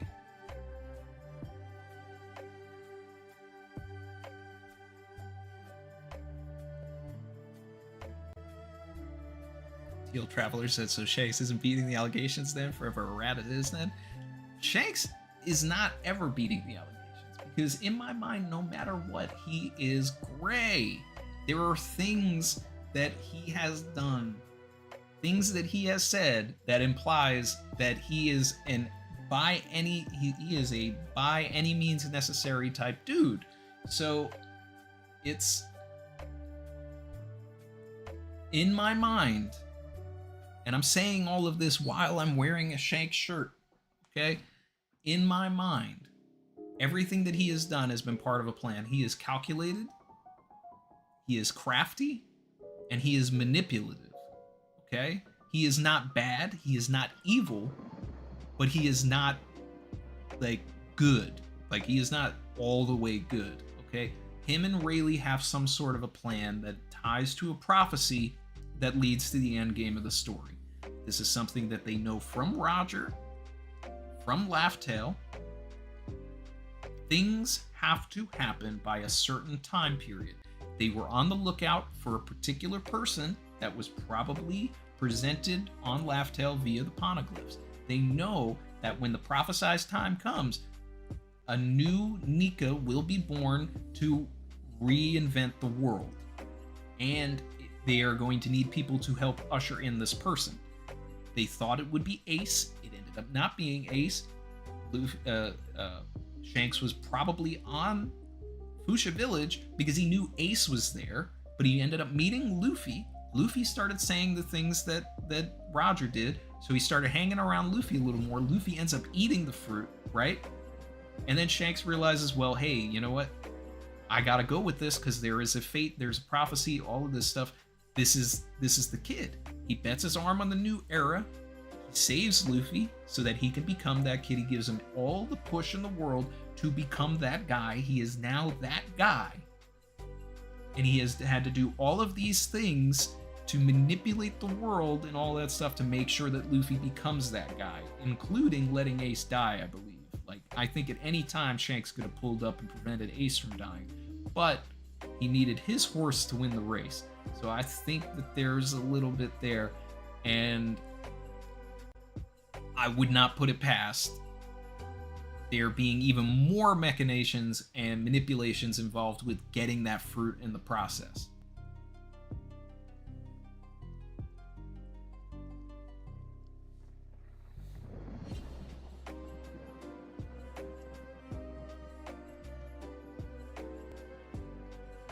Volkazard said to add on to it more, Shanks is planning all of this due to Roger's last words. What could those have been? Yeah, that's what I'm talking about. Like the words that that made him cry, like all of that stuff, like it all ties into it.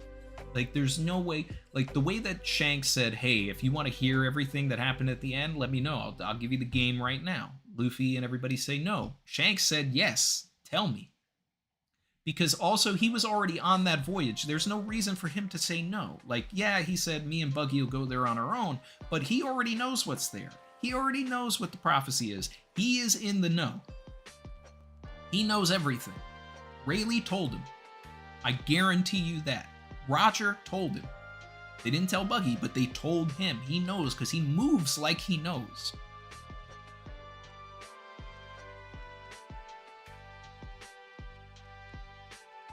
So he will let people die. He will step over people in order to make sure that what Roger wanted will happen. He's doing all of this for his real daddy, not Figureland, not Garland. He doesn't care about that. Like, he's doing this for his hero look. Like, Roger was that. So the will of Roger deemed that this thing has to happen at this time to make sure the world moves. And Shanks will do everything in his power to make sure that what Roger wanted will happen.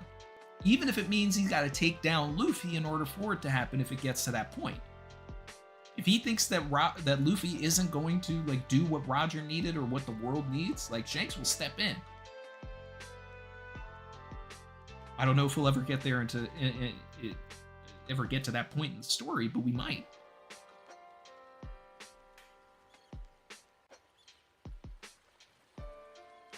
Nia and Roger, exactly, like all of this stuff. We've talked about this in the past when I've gone on these sort of tangents.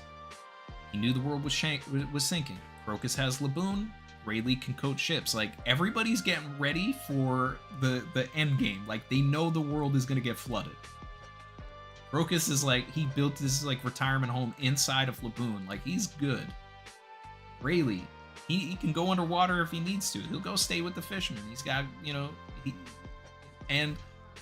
he's been training. Like, he swam all the way to Amazon Lily. Like, he made sure he is good in the water. Like, he's so set. And then Shanks probably has painters, so if he needs to go into the sky, like, he's okay. And what did he do? He befriended all the people on Elbaf, because if the world floods by another 200 meters, you know what's going to be safe? The Sun World. He's just going to go there. He's good. He's good.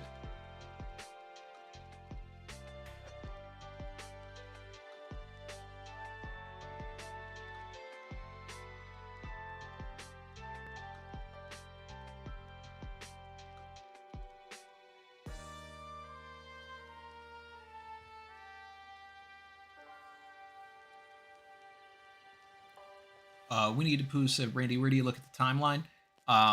If you type in One Piece timeline into Google, our tours list will pop up. It's pretty comprehensive. So.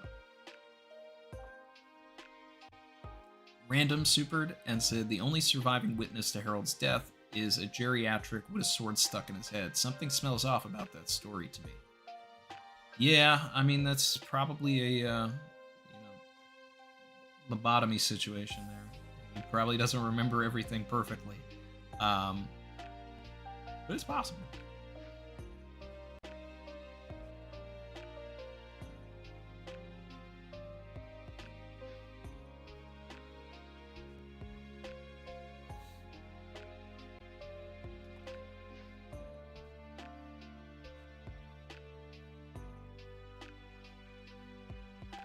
Brandon says Shanks literally betting on his horse in the new era Luffy. That's all I'm saying. That's all I'm saying. Bree said you can't really blame him if he did do that. If the fruit had been sitting there for centuries and no one could get it, then change would never occur. Yeah. So he acted. He made the thing that I also love about that too, right? Is that if Shanks did do that and manipulate Harold to put the fruit back into circulation, then it means that like all of the events in the story that have happened since chapter 1 and before, like going back 14 years, 13 years, 12 years, all happened because of him. You could then say everything in the story is because of Shanks. And immediately in that one moment, you make Shanks one of the greatest characters in the story. Because you don't get anything else if he doesn't do that. All he needs to do is go and be, Varys or Littlefinger and all that stuff to inside Harold's ear and be like, hey, just do this. Like, everything's going to be okay. And then you say every single event that ever happens following that moment is because of him.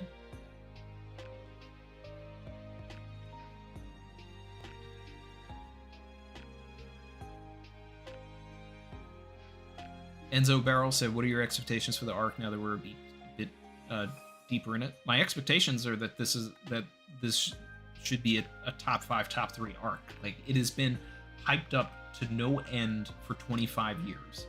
So, like, there is no arc in the story that you can say has more hype.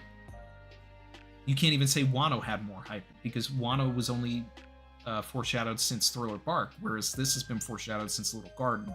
So whereas Wano and Thriller Bark may have never been a part of Oda's original 5-year plan, Elbaf always was. So we are in the end game of everything. This is where Oda needs to like show us that regardless of the tangents and weaving that he's done over the years to extend the story, this is where the story was always going to go. So we need top tier everything.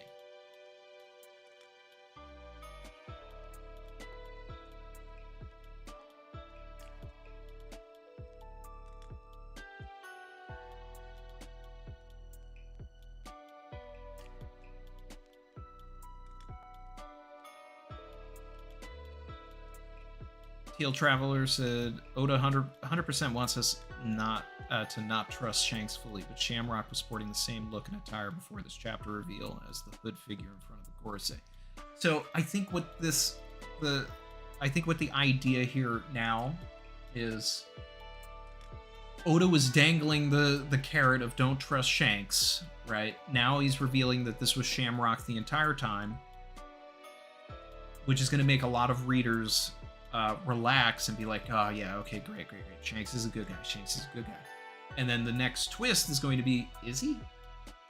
Because you like, I need questionable actions for characters. That's what makes them interesting. Like, if a character is always doing what you expect them to do, is always being 100% good or 100% evil, that's not interesting.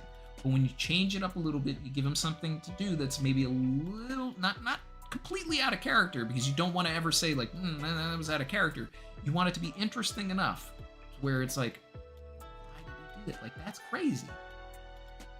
But as long as you keep it rooted in their character, and everything that Shanks has ever done has always shown that he's gray. So I just want to lean into that. So, 3-Day, I liked what you brought to the table. I liked what I was able to add on to that. Little theory combo there. I'm with that.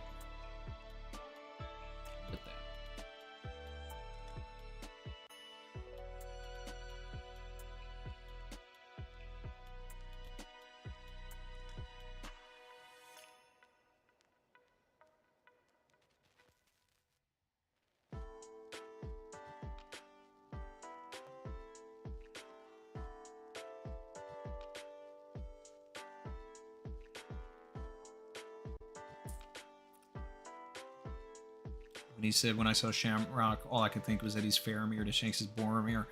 I mean, that's a pretty decent comparison too. You know, I mean, I would not expect more Tolkien references in Elbaf.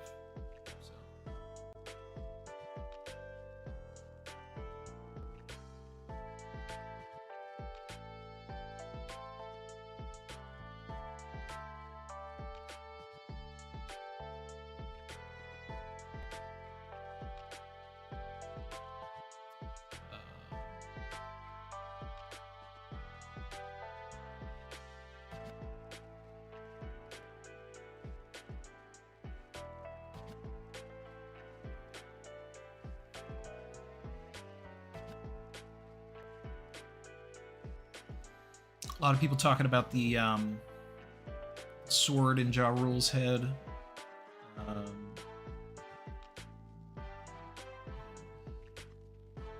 Frida saying that he got amnesia mirroring the person he hates most, Big Mom. That's funny. You know, the thing is that if Ja Rule got... and yes, I know it's Ja Rule. I'm never going to stop saying Ja Rule. If he got amnesia, that's the one instance in the story where it's like perfectly acceptable to get amnesia because you have a sword literally in your head. But as I've said before, I don't hate the idea that Big Mom got amnesia in Wano. Like, as far as amnesia in the story, if I had to rank it, like, Big Mom's amnesia is okay because it's still tied into the theme of Wano. The Sabo amnesia is just crazy. And if Ja Rule has amnesia, like, he's up here, like, that's best amnesia. We're doing an amnesia tier list. Did anybody else have amnesia in the story? I can't remember. But Sabo's definitely at the bottom.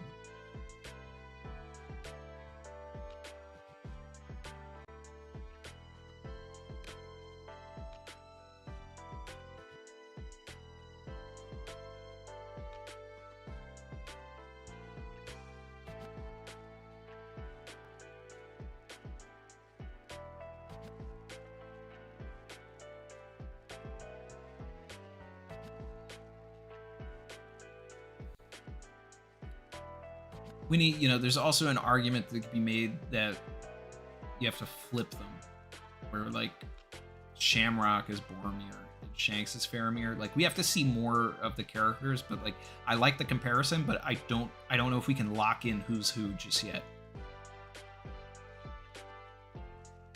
Brenda said, can't remember, Randy. Do you have amnesia too?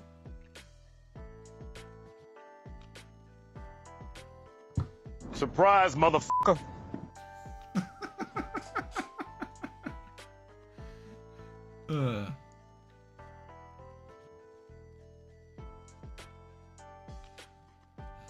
Random said, bro, I got spoiled for this chapter badly. I'm sorry, man.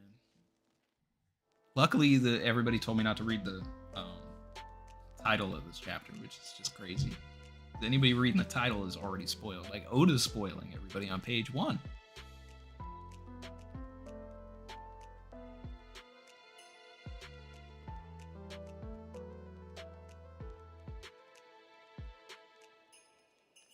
Day said, I think he can't remember the entire chain of events, so not complete amnesia, just missing a lot of the details and made an assumption on what really did go down when he came to.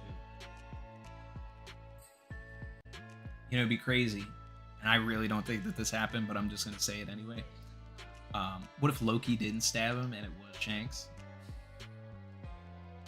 And, like, he doesn't remember that Shanks did it because he has the amnesia, and Shanks did it on that, like, exactly for that, so there was no witness.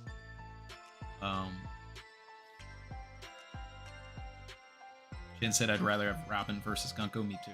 Like, everything's saying that it's going to be Nami, but I want it to be Robin. Because, and I said this, I think, last week, because Robin, her whole power is about restricting your movement. So her fighting against somebody who restricts movement is just like a mirror match that I think really should happen.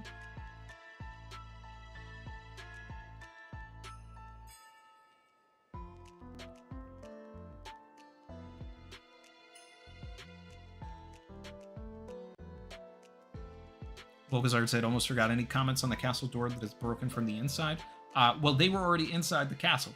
They teleported into the castle. So in order to get to where they were in the underworld, they just busted out from the inside of the castle. So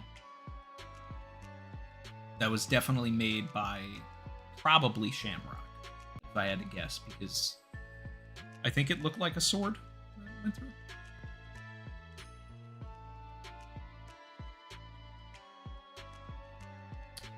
Yeah, that's a good point, Chin. Gunko does look like Koala, and I did immediately say that also when like we first saw her. I was like, wow, that hat is like giving Koala, so that's fun. Brandon said, almost forgot Randy, but the law novel has been slated for an American release soon. I did actually see that, so I'm excited to check that out and see if it gives way to any other further like law theories or anything like that. Because obviously it hasn't been translated, so anything that I've pulled from that, going back to the laws of sword theory, anything like that was just from like summaries. And big shout out to Abdullah. It's been a while, man. It's good to see you back. Appreciate you. Big lavish activity today. Drop those W's in the chats, guys.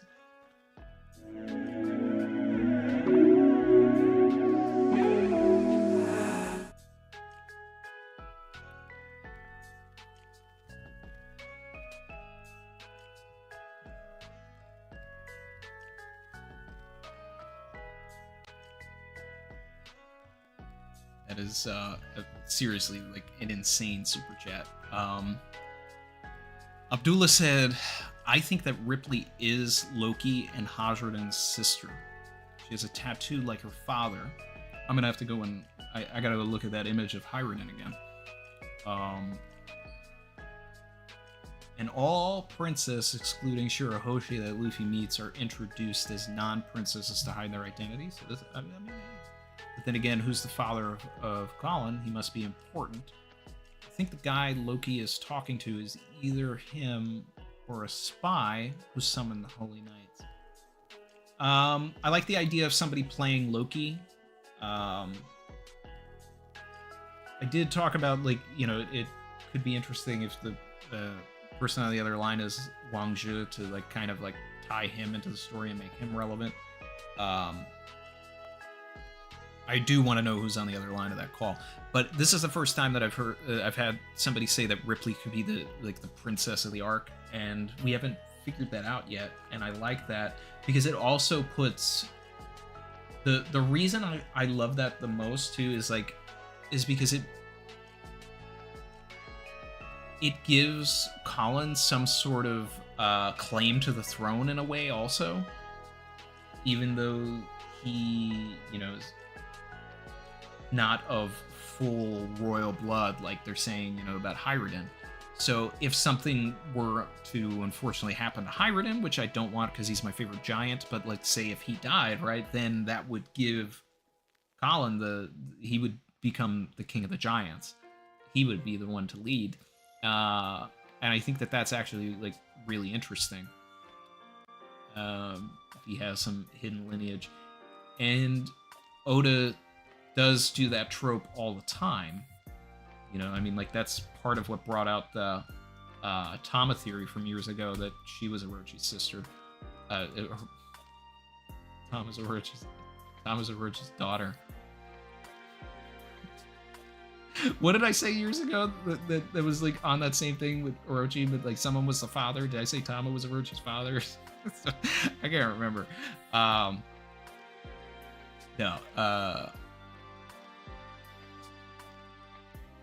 Let me look at this. Oh, wait a second. You know, hold on here. Abdullah's cooking. Because look at the image of Harold. He does have a tattoo over the face like Ripley.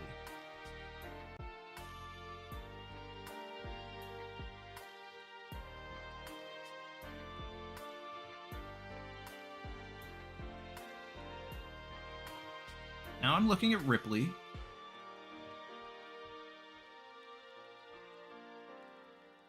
Very similar tattoo. Very similar. Basically the same thing.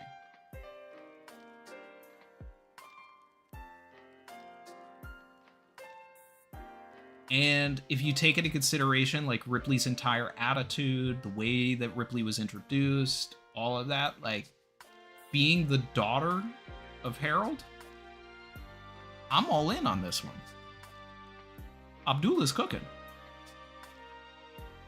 It fits every trope that Oda puts into every arc. And then it also makes you understand why Colin is getting so much screen time. Like why he's the important kid of the arc.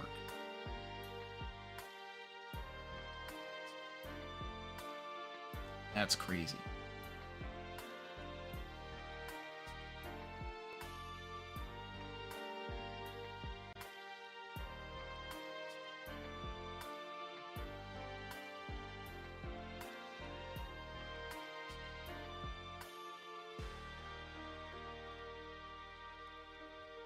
Let's see what everybody else is saying here.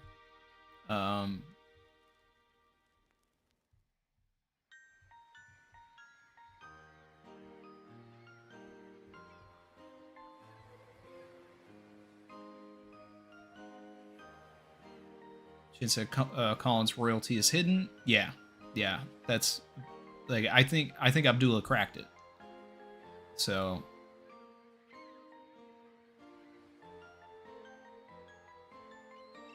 Colin's parents are both not surviving this arc. Maybe.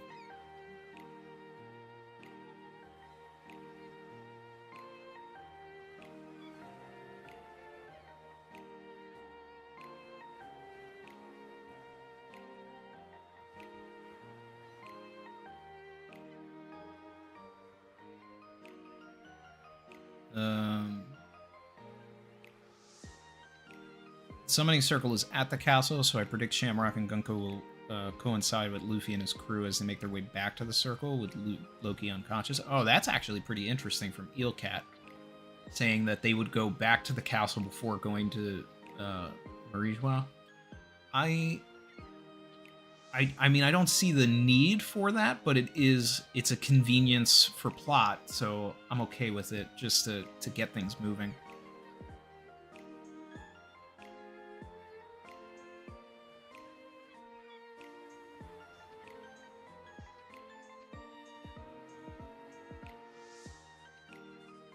Volkazard said, wait, if Luffy finds the circle, Zoro and Zoro and Nami gets zapped to Marijois by accident. That'd be crazy.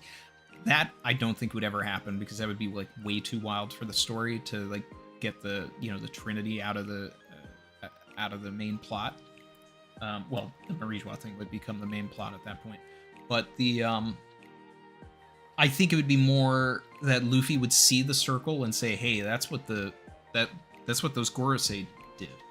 Like, I think he would be able to connect what happened on Egghead. So that's actually an interesting thing if it's burnt into the ground.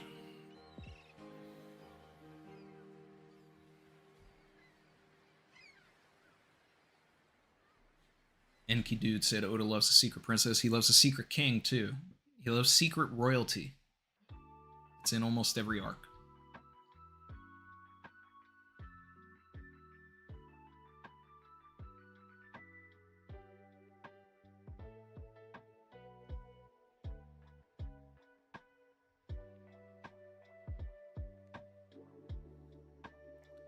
D-Joel said, Wild, what if, Randy? What if Luffy ultimately fails at the end? What scenario has to happen? Hey, look, a good failure always just means that, we're in for a great triumph, Like, if we get Infinity War, that only means we got Endgame and we're going to get that portal moment and all that, and et cetera, with the crew. So, the best rises come from the biggest falls.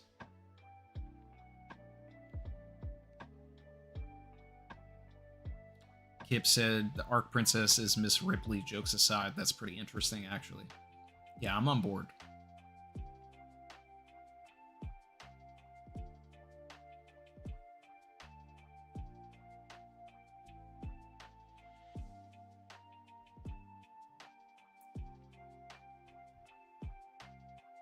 So, shout out to Abdullah. He's definitely cooked here, and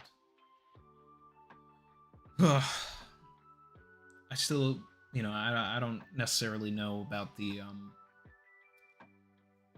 person on the other line, but if it is Colin's father and Ripley's husband, it would be interesting if, because Loki and Ripley would be brother and sister, that would be the brother-in-law, and it would be interesting if, they still have a relationship. Where they still talk and all that, but he can't save him or something like that. There's some stuff there.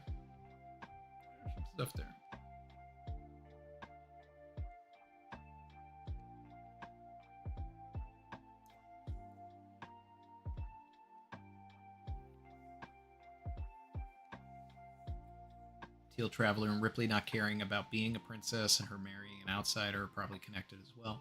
Well, I mean, there's no business for Harold to stand on in that situation anyway, because Ripley marrying an outsider, meanwhile, her brother Hyrodin is a product of an outsider. For all we know, she's a product of an outsider. So, I don't know. And then the other thing, too, is she's probably the older sister. She's probably the oldest one. The oldest child of Harold in the first place, but because she's a girl, she could never become the king. Oda could probably touch on that kind of stuff. So it wouldn't even matter what she does, because unless everybody else died, her offspring wouldn't become the next in line. So Harold would have to have a son. There's probably a bunch of stuff like that, but I'm all in on Ripley as Harold's other kid. But it's kind of wild for Rado to not bring that up, since they did just meet Ripley.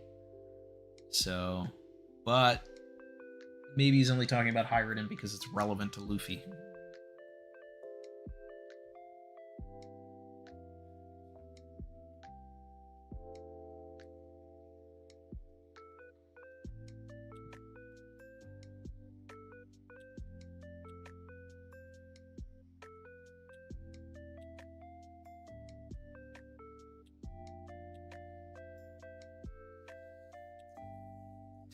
Luffy at the end. I am straw man.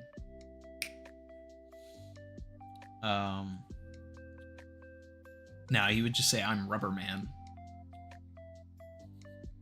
Gomu Ningen. That's what it would be.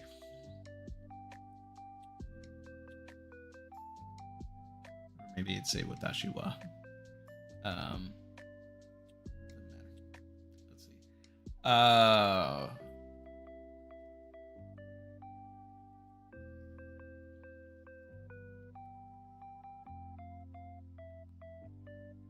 Volkazard said he will clearly say, "I am the king of the pirates." Yeah. Emilio Farr said, "Have I discussed Harold being Kaido's father?" Yeah, we talked about it a little bit. I'm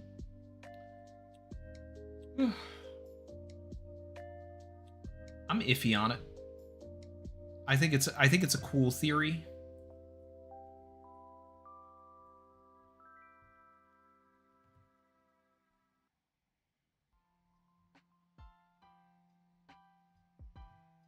I don't know if it's entirely true, but I mean it makes sense.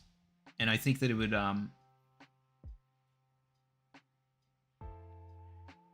that I'm thinking about it, and I'm trying to, justify some of the stuff, like he wanted to be Joy Boy, right? So if he's connected to Harold, then he would know of Nika. He would know a little bit more of this stuff. Or he would have found it out. And that could tie into the, I guess you couldn't be Joy Boy either line. But why leave him on vodka but raise Hyruden? Like that's something I would need clarification on.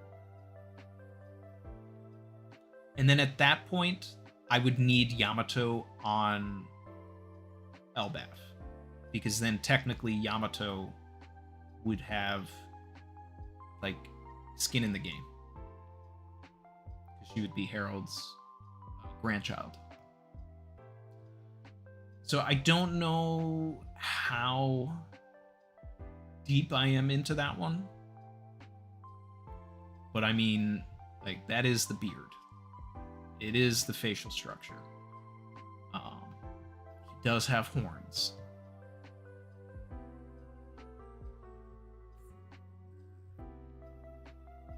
There's a lot there. There's a lot more for me to say is there than against it. So, like, I think if I put the horns on Harold's face, you would just think that it was Kaido.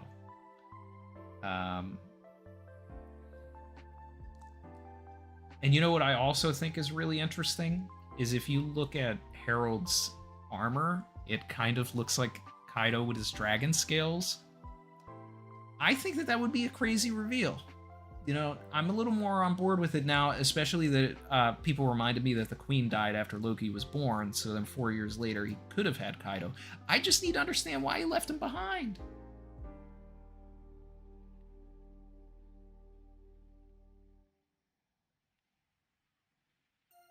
Why would you raise your other kids but leave him behind?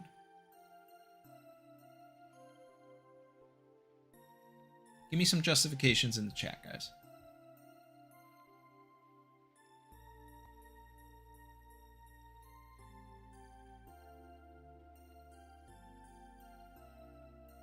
I guess the only justification I can think of is that Harold didn't know.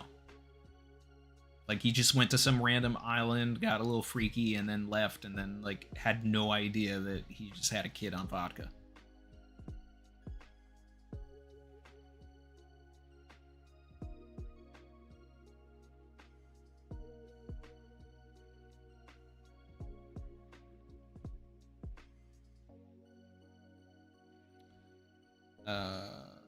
Unsterblich Fujiko said, did he talk about the theory that Bonnie is Sham's bio daughter? I've talked about this in prior streams, and I do like it. Like, I talked about, like, I've never been on board with the idea that this would be Shanks's, like, relative rather than Shanks himself. But I did say that one of the justifications of that, and one of the reasons, one of the reasons you would do that is to get something like that out of the story. But I actually said it from the perspective of Bonnie being Garland's biological daughter. Because I don't know if the timeline works with how old Shanks and I guess it could work.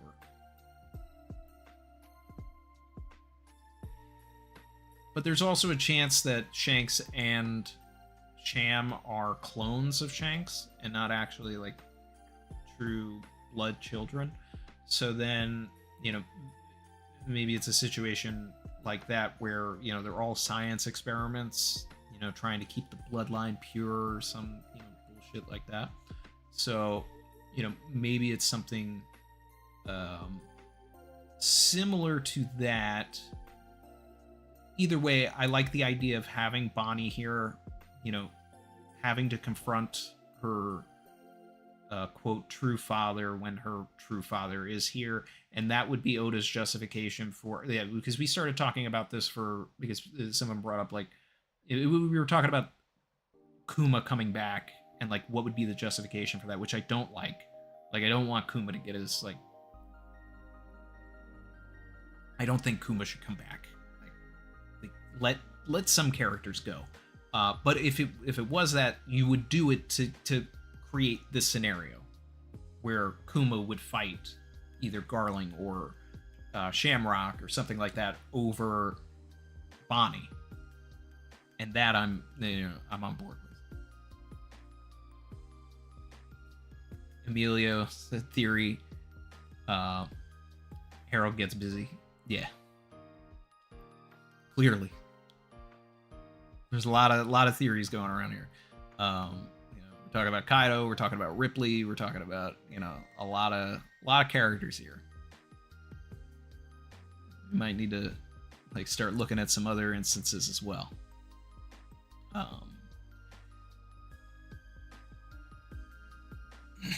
And I think that Brogy might end up being of some sort of royal lineage as well, because in mythology, Bragi is a son of Odin, so could be something like that. Or Brogy is Harold's brother. Maybe we get something like that. He had to have family, and I think that that's something that could happen too. Dory, maybe Dory and Brogy are related in some way. Dory's a cousin, Brogy's the brother, something like that.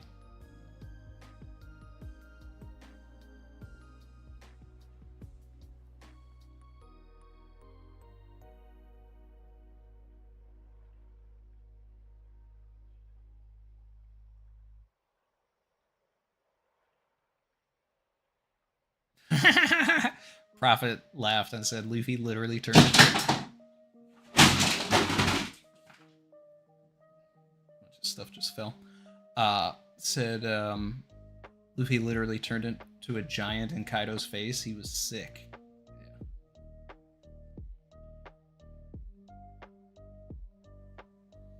Yeah. Random said, Elbaf's the next Lucia because of Ragnarok, the end of the arc, obviously.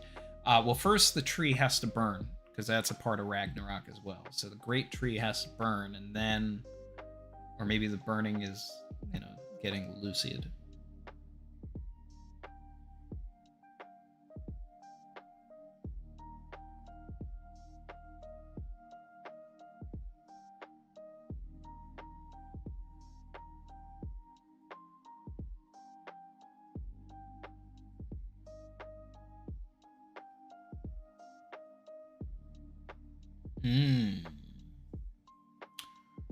Prophet is suggesting that we'll get some information about all of this from Who's Who. I did say that there's a reason why we're seeing Who's Who. Who's Who's tied into all of this stuff with the fruit. The timeline checks out. Yeah, that's interesting.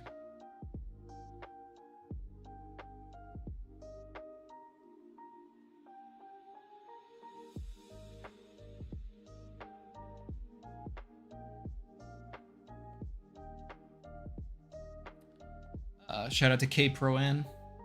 Big Super said, "Hey, I don't know if you covered it yet, but what do you think about it being Mr. Shammy who went to the Five Elders to talk about Shanks?" Well, you know,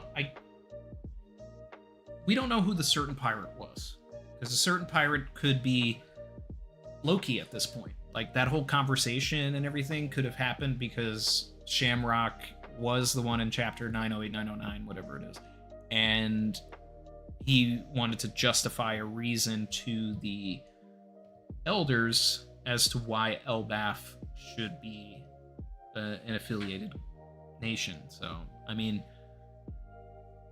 there has to be a bigger reason for why. Like, we need to understand why. Like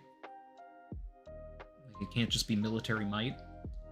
There's got to be something on the island that they need. So, I don't know. At some point, I think we'll get some sort of a flashback where we'll go back to that moment and the hood will come down and it was Shamrock, and then we'll hear what pirate they were talking about. Or we go back to that moment, the hood comes down, and it was Shanks.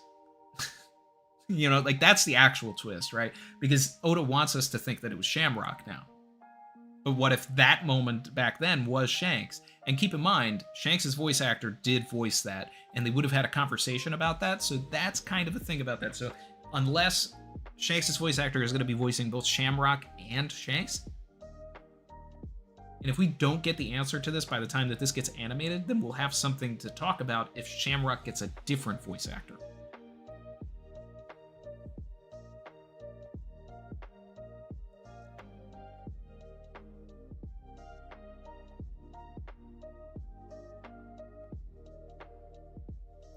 Brandon Kick said it would also add a layer to Kaido wanting to die and what it means to have a great death and why he hates Onis. His dad did too.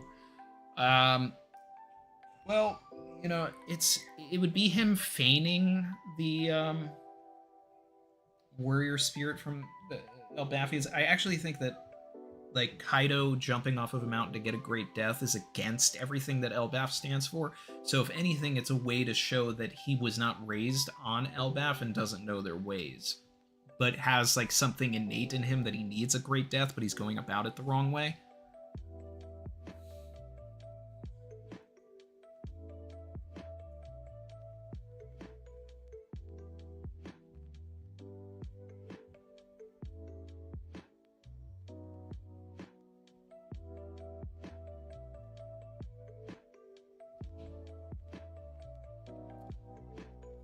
Enki Dude said Pyro Blowin theory. Since it's in the atmosphere, I wonder if that's also why Celestials wear spacesuits to inhibit Pyro Blowin in the body, which would in theory make devil fruits easier to awaken or control.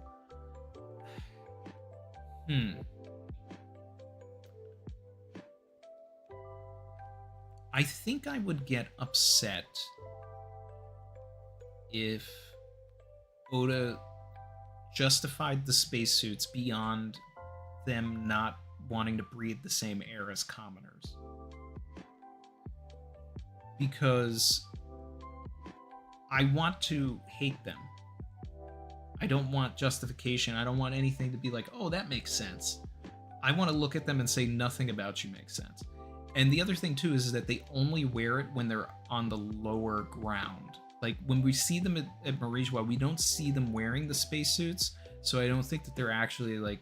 I mean, they're not wearing the bubbles over their face. So... I don't know about that one, but but we do need to know more about Pyroblone.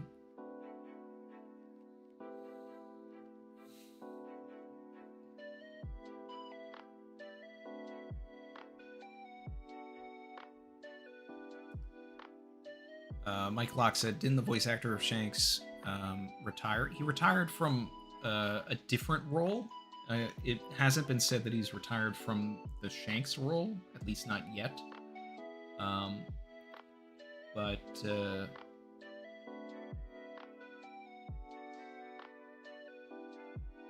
yeah, we'll just have to wait and see.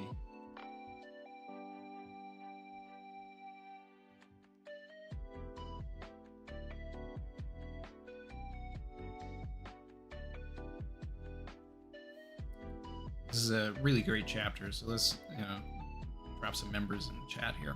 And shout out to Lucky98 for joining the chat, for joining. Another one.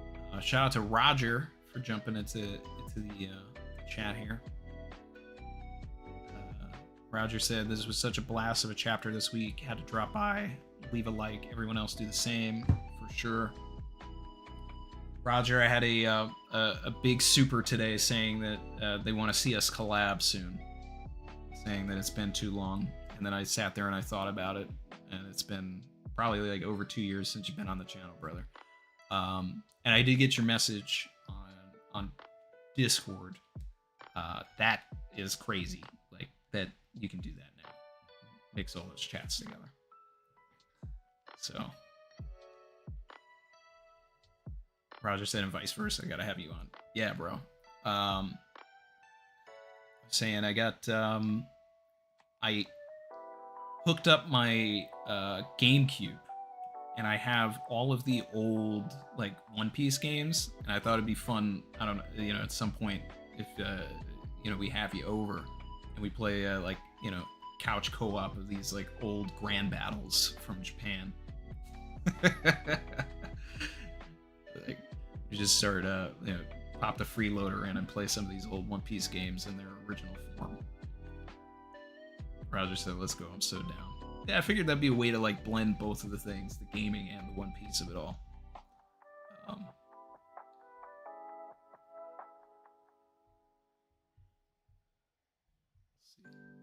Vasil Vladivanovici supered and said, who would you pick for Loki's voice actor? He said, I'd choose between Dio's and Doflamingo's voice actor. Isn't Dio's voice actor just Kuzan's voice actor?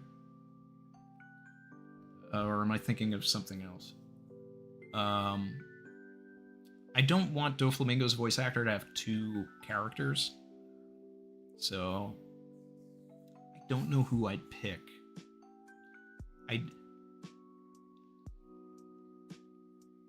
And like I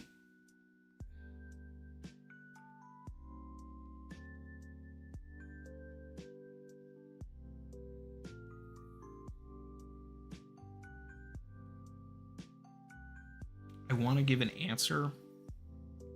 I think you need someone younger. I think you need someone that's like menacing, and I would try maybe like pull from some like some of the Jujutsu Kaisen cast. Maybe Nanami or like somebody who plays a villain in that, because we already got one of the characters from JJK playing the the new Frankie now too. Shout out to Carmelo Smith, member for 21 months, said, so is Shanks Luffy's sworn enemy because he's a noble and Luffy being a D? I wonder how that's going to play out.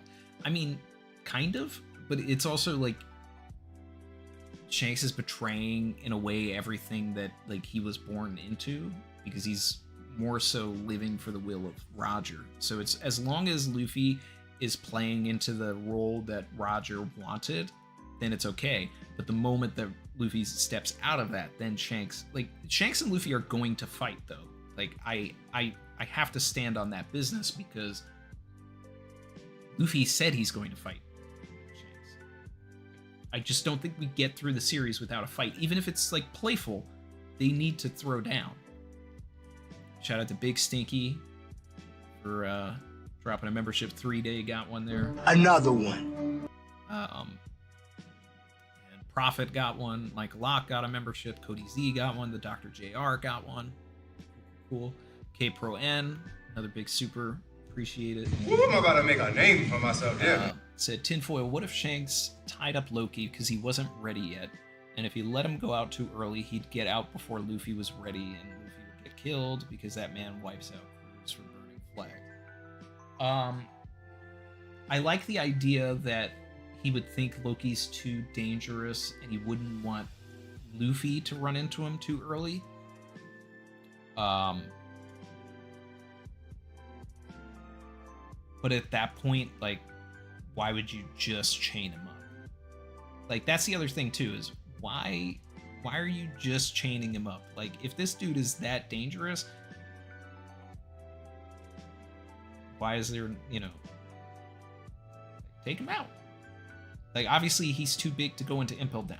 Like, I think that's the point that they're trying to make here. But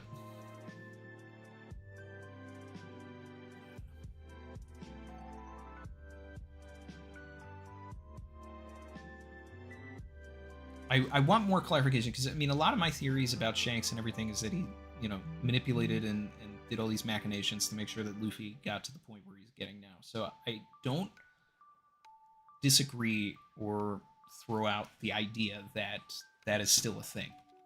Like, I will always say that that's good reasoning, because Shanks is so mysterious that him doing all of that stuff just to protect Luffy is perfectly fine for me.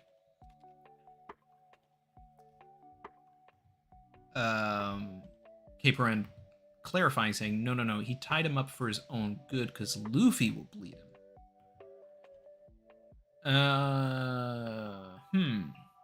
So he was trying to protect Loki? I think it's got to be the other way around, because if Loki ran into Luffy pre-time skip, Luffy would be dead, or like he like there's no way. But now you got to think about, this dude was locked up 6 years ago. So 6 years ago, Luffy was still like missing his pistols. Maybe not 6 years ago, but I mean, like, you know what I'm saying? Like, he was still training. Oh. Another clarification. Caperan said, need him. No, he tied him up for his own good cause because Luffy will need him. Okay, so then we're saying that Loki is tied to the prophecy. So it's like, you need to sit right here because you're too chaotic, and if you go around, you won't be here when the time calls for you to be right here in this place. That's an interesting way to think about it. I'm not opposed to that if it's tied into, Shanks knowing more about different things. Like, how far into the future can this man look to the point where, like, it ties into the prophecies? Like, is Shanks clairvoyant? Like, is that something that we can find out? That he's kind of like Charlie in a way, and he knows that he's got to sit right here.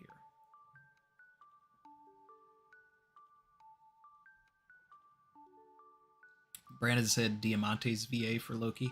I don't mind if someone's doing a dual thing and it was a situation where, like, a lesser villain, like, gets a chance to shine, like Diamante coming back for like a more prominent role. Something like that is okay.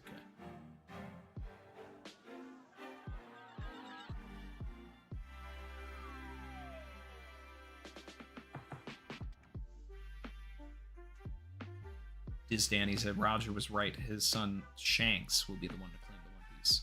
In a way, even if Luffy gets it, then it would be because of Shanks. So it's like Ace didn't do it, but Roger, like, the inherited will went to Shanks, then went to Luffy. So they're all his sons in a way.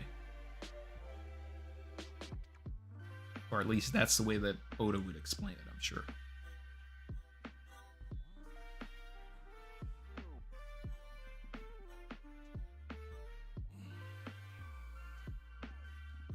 Carmelo said, so Randy, I'm guessing it was Shanks' mom put him in the treasure chest in hopes of someone finding him and have a better life than they're currently living, similar to Sanji.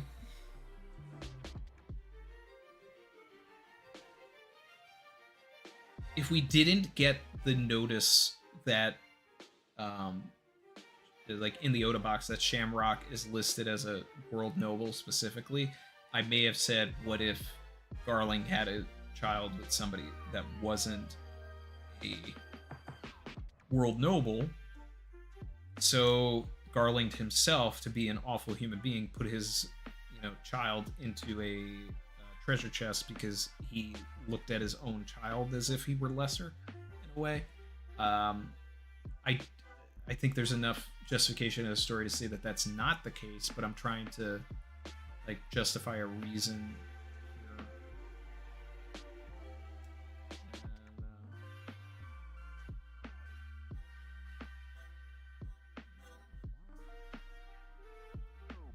Neon Roger said next chapter predictions should be a cliffhanger for break. Yeah, probably. We were pretty close with the predictions for this chapter. I did say that we needed to see Luffy and the gang rummaging around the castle, although I did think that we would get, in this chapter, Luffy talking to the guys who were tied up and finding out that information. That seems like that's getting punted to this next chapter or the following. I don't think that we start the chapter with Shamrock. And I don't necessarily know if we need anything with Shamrock in the next chapter.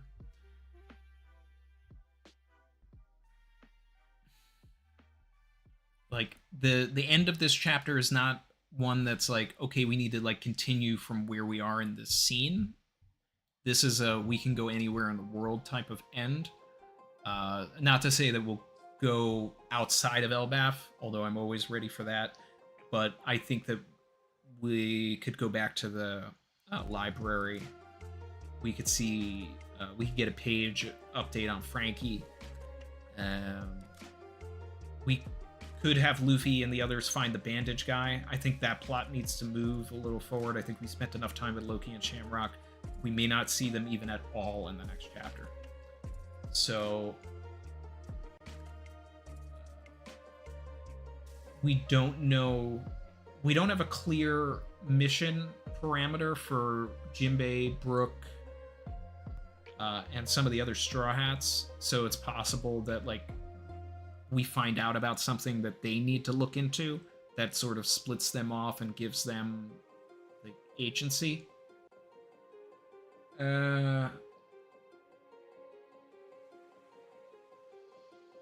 We could follow up on, you know, I mean, it'd be crazy, you know, like we learned about Hyruden, like, you know, we could get the reveal if there's other kids, like, you know, Ripley and whatever, like, if Rado wants to keep dropping lore, like, you know, that kind of stuff would work.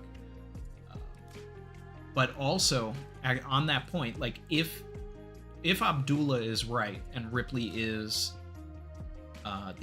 like the daughter of Harold, and the next chapter is very Cologne or Ripley focused, then I would say that he's even more onto something here with that prediction, because we're going from that reveal into focus on characters that will get revealed to be connected to that character. So it's like you want to, anything that's going to be in close proximity to this chapter is going to have like a watchful eye.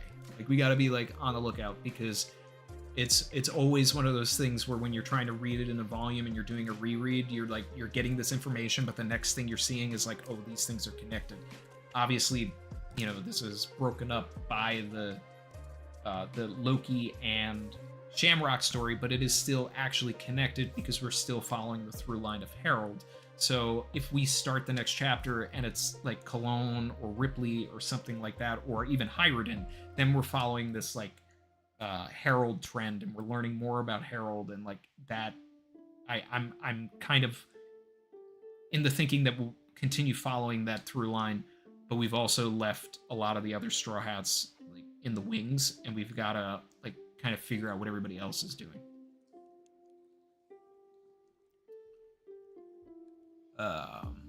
Could the cliffhanger be Cologne's father walking up on Shamrock? You know what? I did say that the only way Loki gets out of this is with an interference. So, and I actually like, if it's Gabon and not Arnold, and then it's Gabon versus this guy who looks like Shanks, I kind of love that.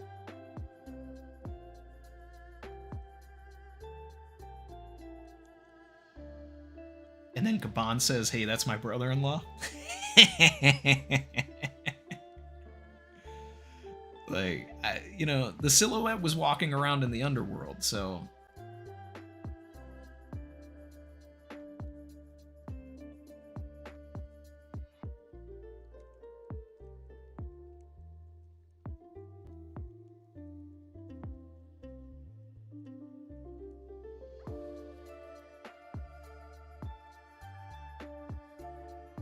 Neon Roger said that might actually answer a question I had. Why did Shanks go after Loki then? Loki found out about 68 years ago Luffy had the fruit. So we talked about a lot of the timeline stuff here, and I said that, I love the idea that Shanks and Harold were friends, and Shanks tricked Harold into giving up the fruit to the world government so that he could then like intercept it and get it without any sort of hassle. So he like little fingered Varys the fruit. Unless Harold aided and was the prior user of the Nika fruit, in which case then I would say that someone was there and did like a Blackbeard sort of bait and switch thing with the fruit, which could be Shanks. Now the other thing too is, if this is Scopper, right, as Cologne's father, and he's going to play a role in this arc, I love the idea that Shanks, Scopper, and Rayleigh are all on board with the same sort of like mentality that they've got to protect the prophecy. So Gabon is on Elbaf and was close to the fruit because they knew they needed the fruit to get it. And then he fell in love with Ripley at the same time. So he just stayed and he let Shanks go and do all, like there's a lot of ways to actually make a lot of this work. A lot of stuff here that I was against, like I'm finding justifications for it, which I said would happen if all the things that I didn't want to happen would happen, then there would be justifications for it.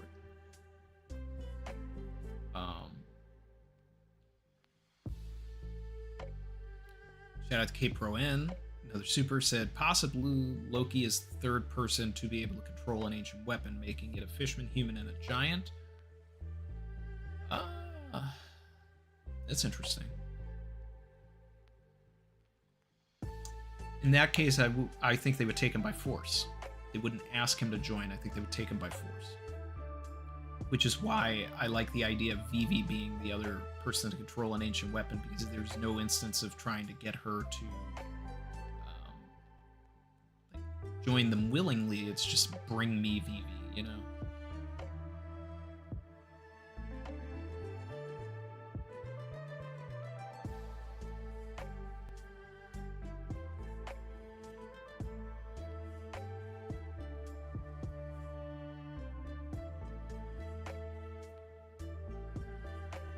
Like, I don't think the cliffhanger is the Straw Hats are running into Shamrock or anything. They're too far away. Like, the geography doesn't work. I'm seeing that in the chat.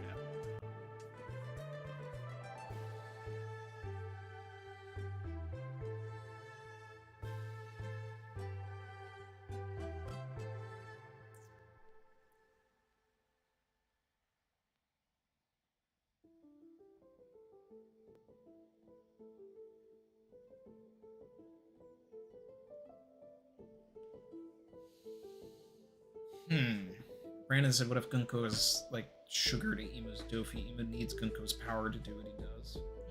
I don't think he would be reliant on someone that he wouldn't even like classify as a world noble. But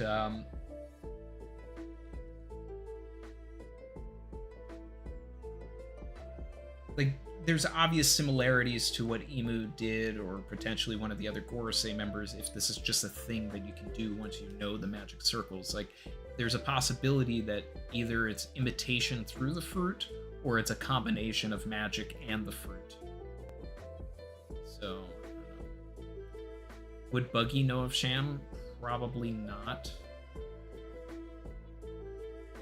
Because I would expect if Shanks knew about Sham and Garland and all of that, it would have happened after Roger died. Unless, like, Roger had regular run-ins with the Holy Knights, which, I mean, could have happened. It actually would be really cool if there was a flashback where Roger, like, had a rematch or, like, fought with Garland again and he wanted Shanks back, and, like, Roger won or something and was able to, like keep Shanks. I mean, that could be, like, a cool flashback. That could be something that could happen.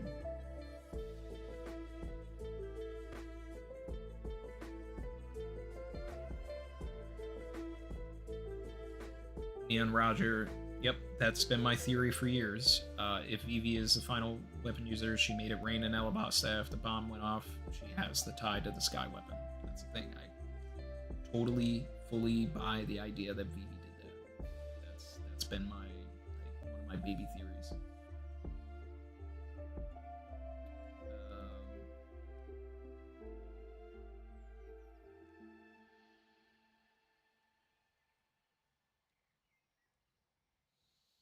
Brandon said, what if paralleling Shanks, Shamrock's duty is destroy Luffy at all costs? Kind of like Poof's role in Hunter, making sure Luffy doesn't change the king and his world. Technically, I mean, I don't think that it needs to be specifically Luffy. Like, oh, I'm going after Luffy, you know, because of everything with Shanks, but because of the threat that Luffy poses, then Shamrock would, you know, then make it a thing.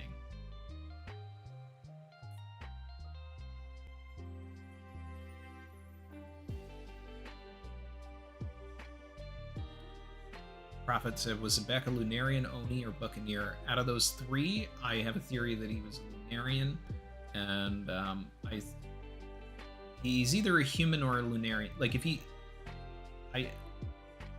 shorter than everybody else in the images, so I think it's implied that he's probably human. But I like the idea of him being a Lunarian because then it would explain why Kaido knows about Lunarians, why he sought out King to be his right-hand man, and why Rox's emblem is a flaming skull. So either Rox had the Maramara no Mi, or maybe even the Darkness Fruit, and then that would explain why the skull on Rox's flag has that sort of burning thing. Because you could say that, like, Blackbeard's fruit can also make that sort of flame-like look.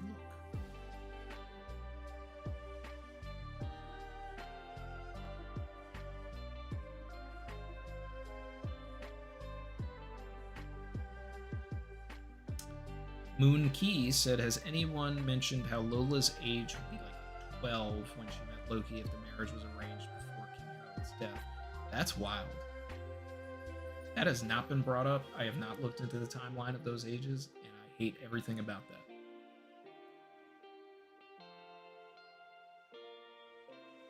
Three Days said, did you see what I added to the theory, Randy? I don't think I did. Does the timeline fit with Ace and Loki being locked up around the same time?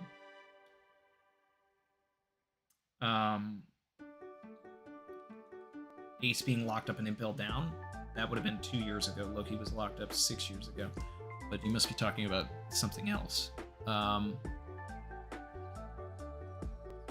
see. 3 Day said, if Loki went out rampaging looking to kill whoever Shanks gave the devil fruit to, maybe he locked him up to keep him from going after Ace and Luffy both. That would fit the timeline, if I recall correctly. It would fit the timeline of Ace going out to sea, right? Because Ace would have left 3 years before Luffy. So Ace would have been out on the seas. Oh wait, no. No, this would have all happened a year before Ace hit the seas. Because Ace would have gone out 5 years ago.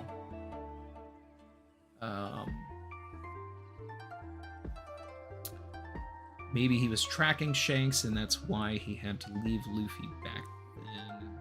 Garp hid Luffy with Ace.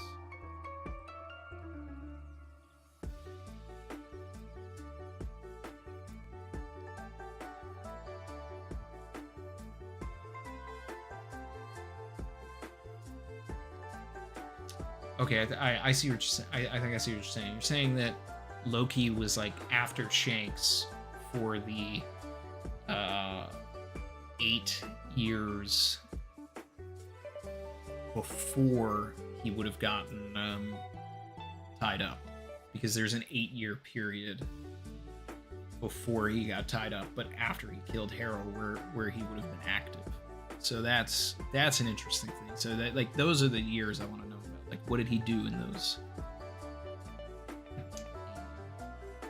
those 8 years.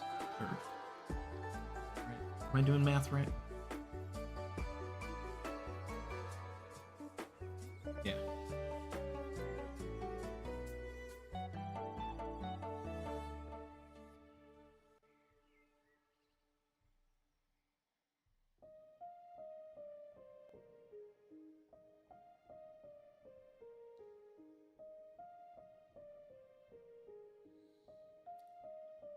Loki has been locked up since Ace left to be a pirate, but he was also locked up a year before Ace became a pirate.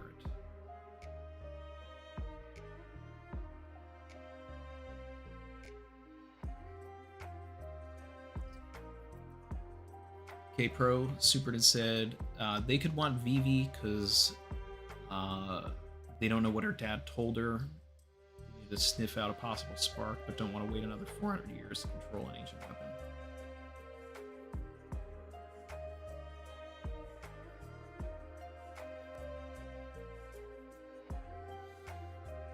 Yeah, and I also think that there's got to be some sort of connection to Lily as well that we don't know about.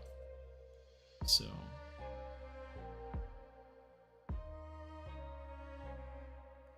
I just want to get to the point in the story where Vivi is relevant and important again, like in the plot. It's all this setup, and we're just not there yet.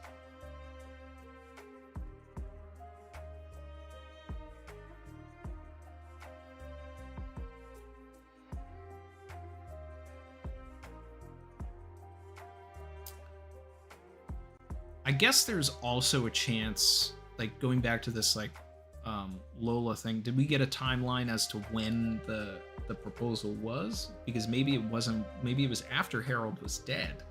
Maybe it was during the 8 years. But if there was no king or something like that, how was Big Mom going to get what she wanted anyway?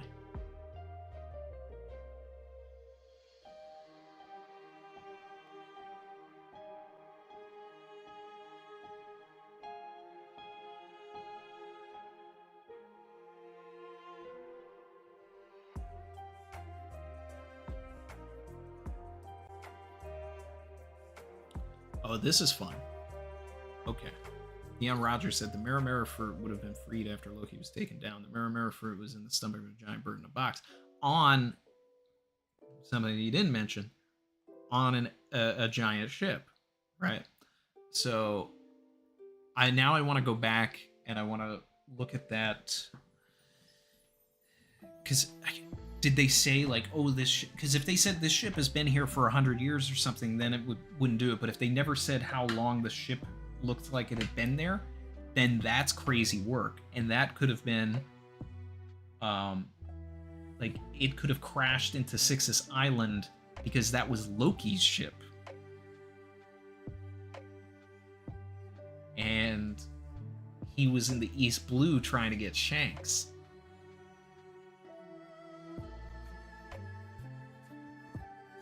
Neon said it was wrecked, but not super long. Yeah. Ooh, I like that. I like that. I want to tie that into all of this. That's good.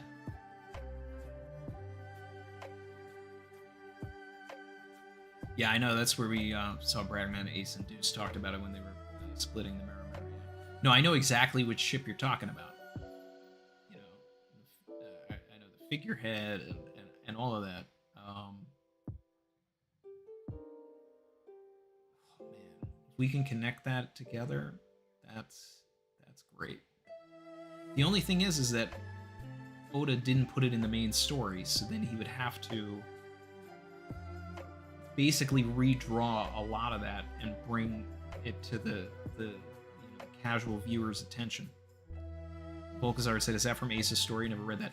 Yeah, so in Ace's story, he gets shipwrecked on Sixus Island, and there's another guy there named Masseduce. And Masseduce wants to be a writer, and he wants to write the best novel in the world, and he wants to be better than Louis Arnaud and write a book that's better than Bragman. And they're both stranded there. They're both super hungry. And They go inside this cavern, and they find a massive ship that is clearly from Elbaf.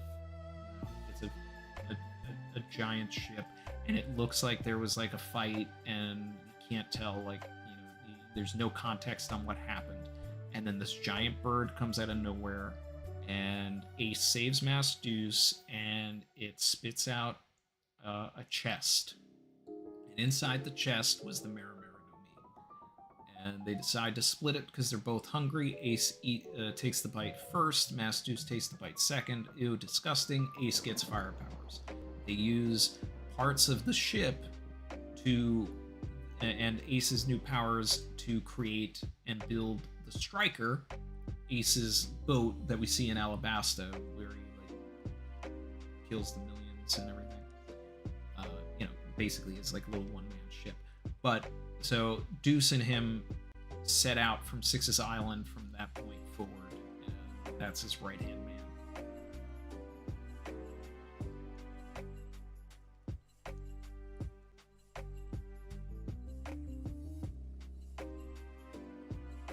Three Days said, I actually think the cover story and main story are about to merge, especially if Who's Who did get the meat from Harold. Yeah, that's what I'm saying. And I've been saying that since, was it last chapter when we saw the thing that was clearly Who's Who? I was like, this is on purpose. Because Who's Who was, responsible for the fruit. Like, these things are going to tie together.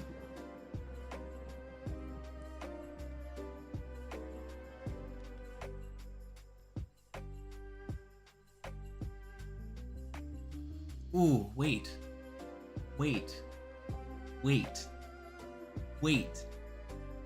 Hyrutin went to Dressrosa to get the Maramara no Mi, right? Why would he do that? Unless he knew about the fruit.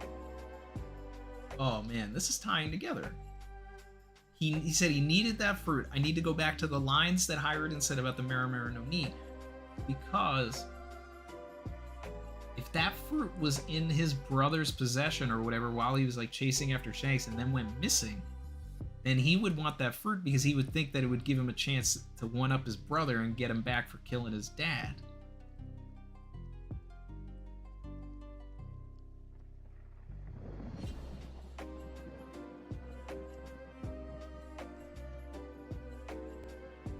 Platinum Fox said chapter 714, I think. Yeah, that sounds about right.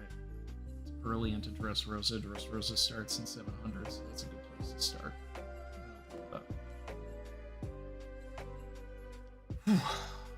Man, we've come up with a bunch of like really fire theories in this one.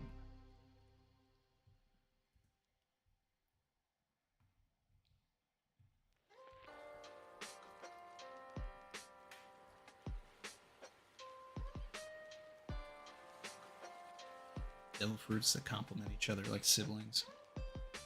Twin devil fruits, or one that's split hinted at because of Ace and Deuce split the fruit. Okay.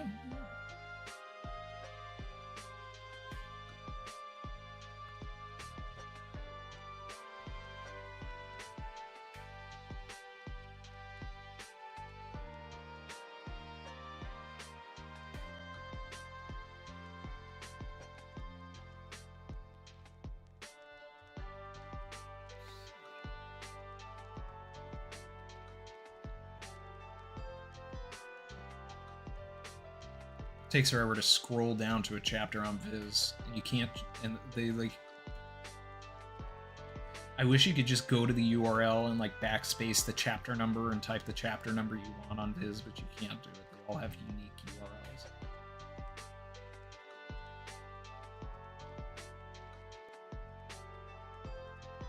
Seal said you should really make, oh yeah, it's all coming together in effect.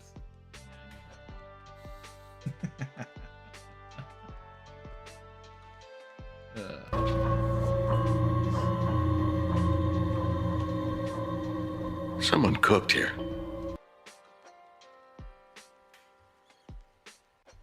looking at 714 right now. Here's some Hyrutin stuff. A warrior from the new generation of the land of giants, Elbaf, the most powerful pirate mercenary alive. Ever seen a giant with Logia powers? So that could technically be Hyruden's first line. Ever seen a giant with Logia powers? And that's probably foreshadowing. We should probably expect to see a giant with Logia powers, considering that that's what he said. So Oda's kind of saying, like, hey, this is something I want to do in the story. Well, you will. Once I've seized Flame Fruit, then I'll be king of the giants.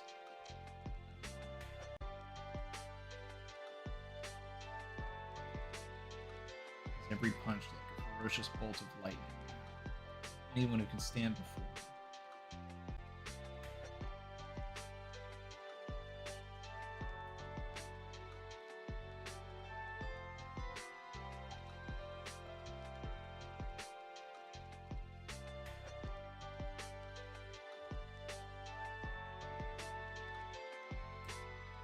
It's Lucy.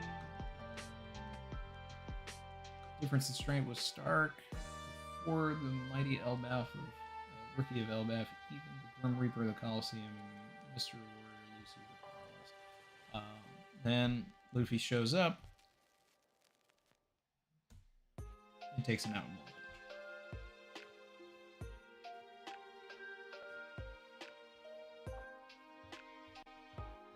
Which is diabolical work from Oda when you're trying to like say that this guy is going to be one of the big dogs. What he should have done, if he wanted to keep Hiruden like really in the game, would have been, I mean, you get eliminated when you're out of the ring. So instead of having him fall onto the ring, he should have wrung him out, and then he was like still awake. Just mad about it. That's how I would have changed things. Like, you want to say this guy's a top dog. But that's interesting. So I think we will see a giant with a Logia fruit soon. Maybe it's Loki.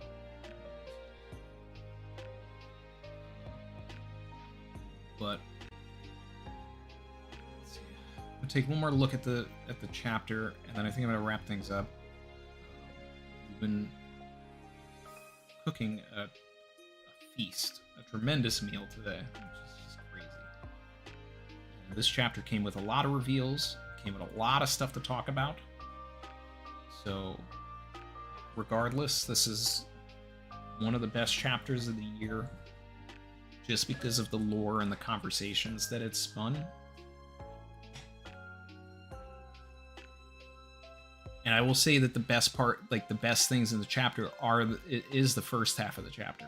Like all of this stuff with Harold, with the Hiruden lore, all of this stuff that Rado is giving us is 10 times better than anything we get from the Shamrock stuff at the end. Like that stuff is like, it's there, it's cool, it's whatever, but that's not the best part of the chapter. And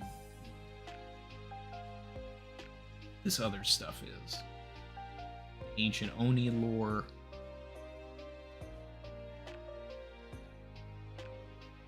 And that's not to say the stuff at the end of the chapter is bad. Like, this stuff is good too, and it still gave us stuff to talk about, but yeah.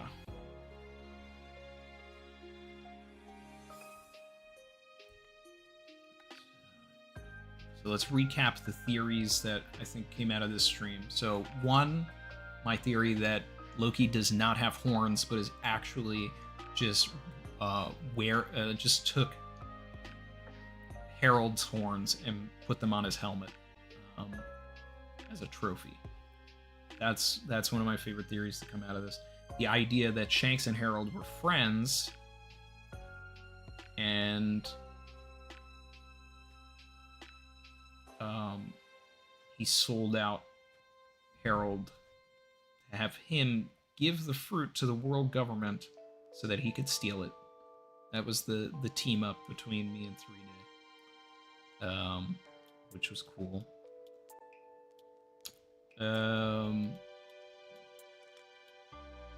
The idea that Gabon could come and swoop in here to save Loki, and Abdullah's theory that Ripley is the daughter of Harold, leading us to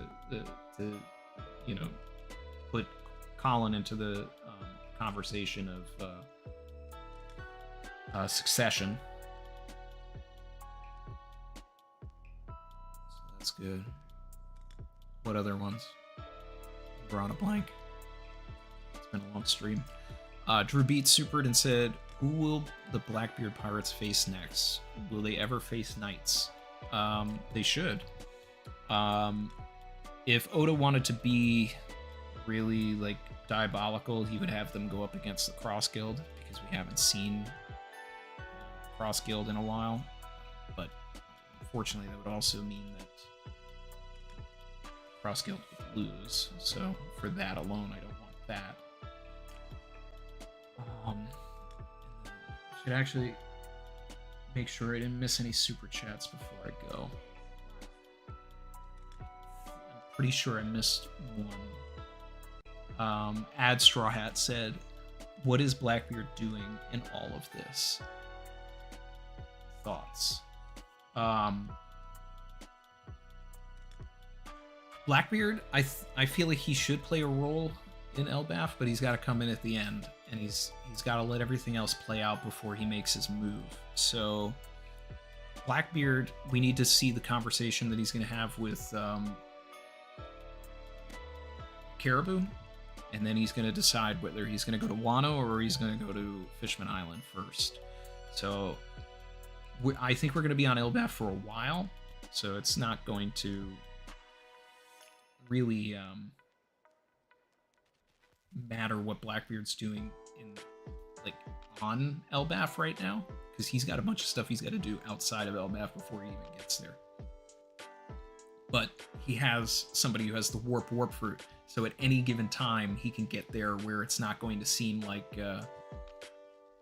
crazy work. Like, we're not gonna be like, how did he get there? Like, we know he's got a dude that can teleport.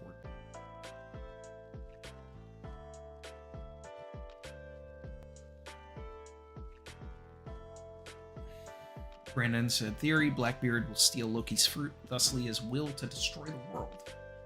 That's crazy. Oh. Okay with that.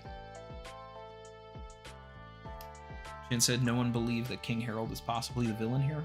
I'm always open to the ideas that the story that someone is giving us is not the truth.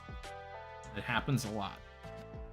In this particular instance, though, Oda has never given us a like king that wasn't, like there's always a good king, except for Wapol.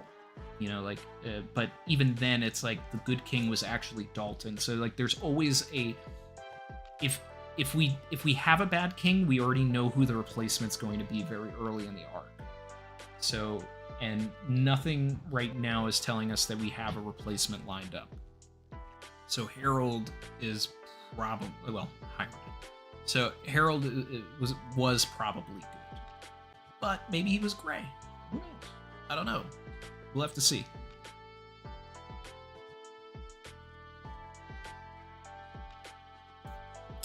Theory from Neon Roger, end of arc, Loki sacrifices himself to make Hirunden king. That's character growth. I love that. I want something like that. I've said that Loki, should do something for the good guys by the end of the arc. And I think that it has to spring about after realizing that he is not the true Nika and Luffy is. And if he knows anything about the prophecies, then he has to kind of like realize that he's not Joy Boy either, and let everything go the way that it's supposed to go.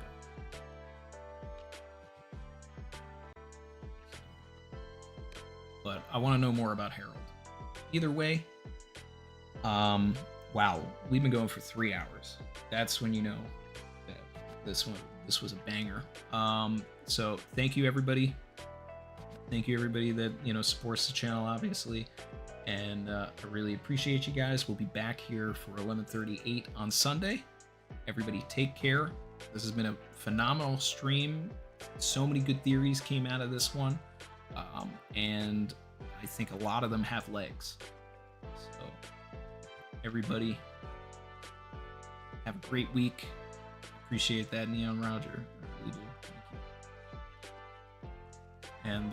you. And you guys take care. Talk soon.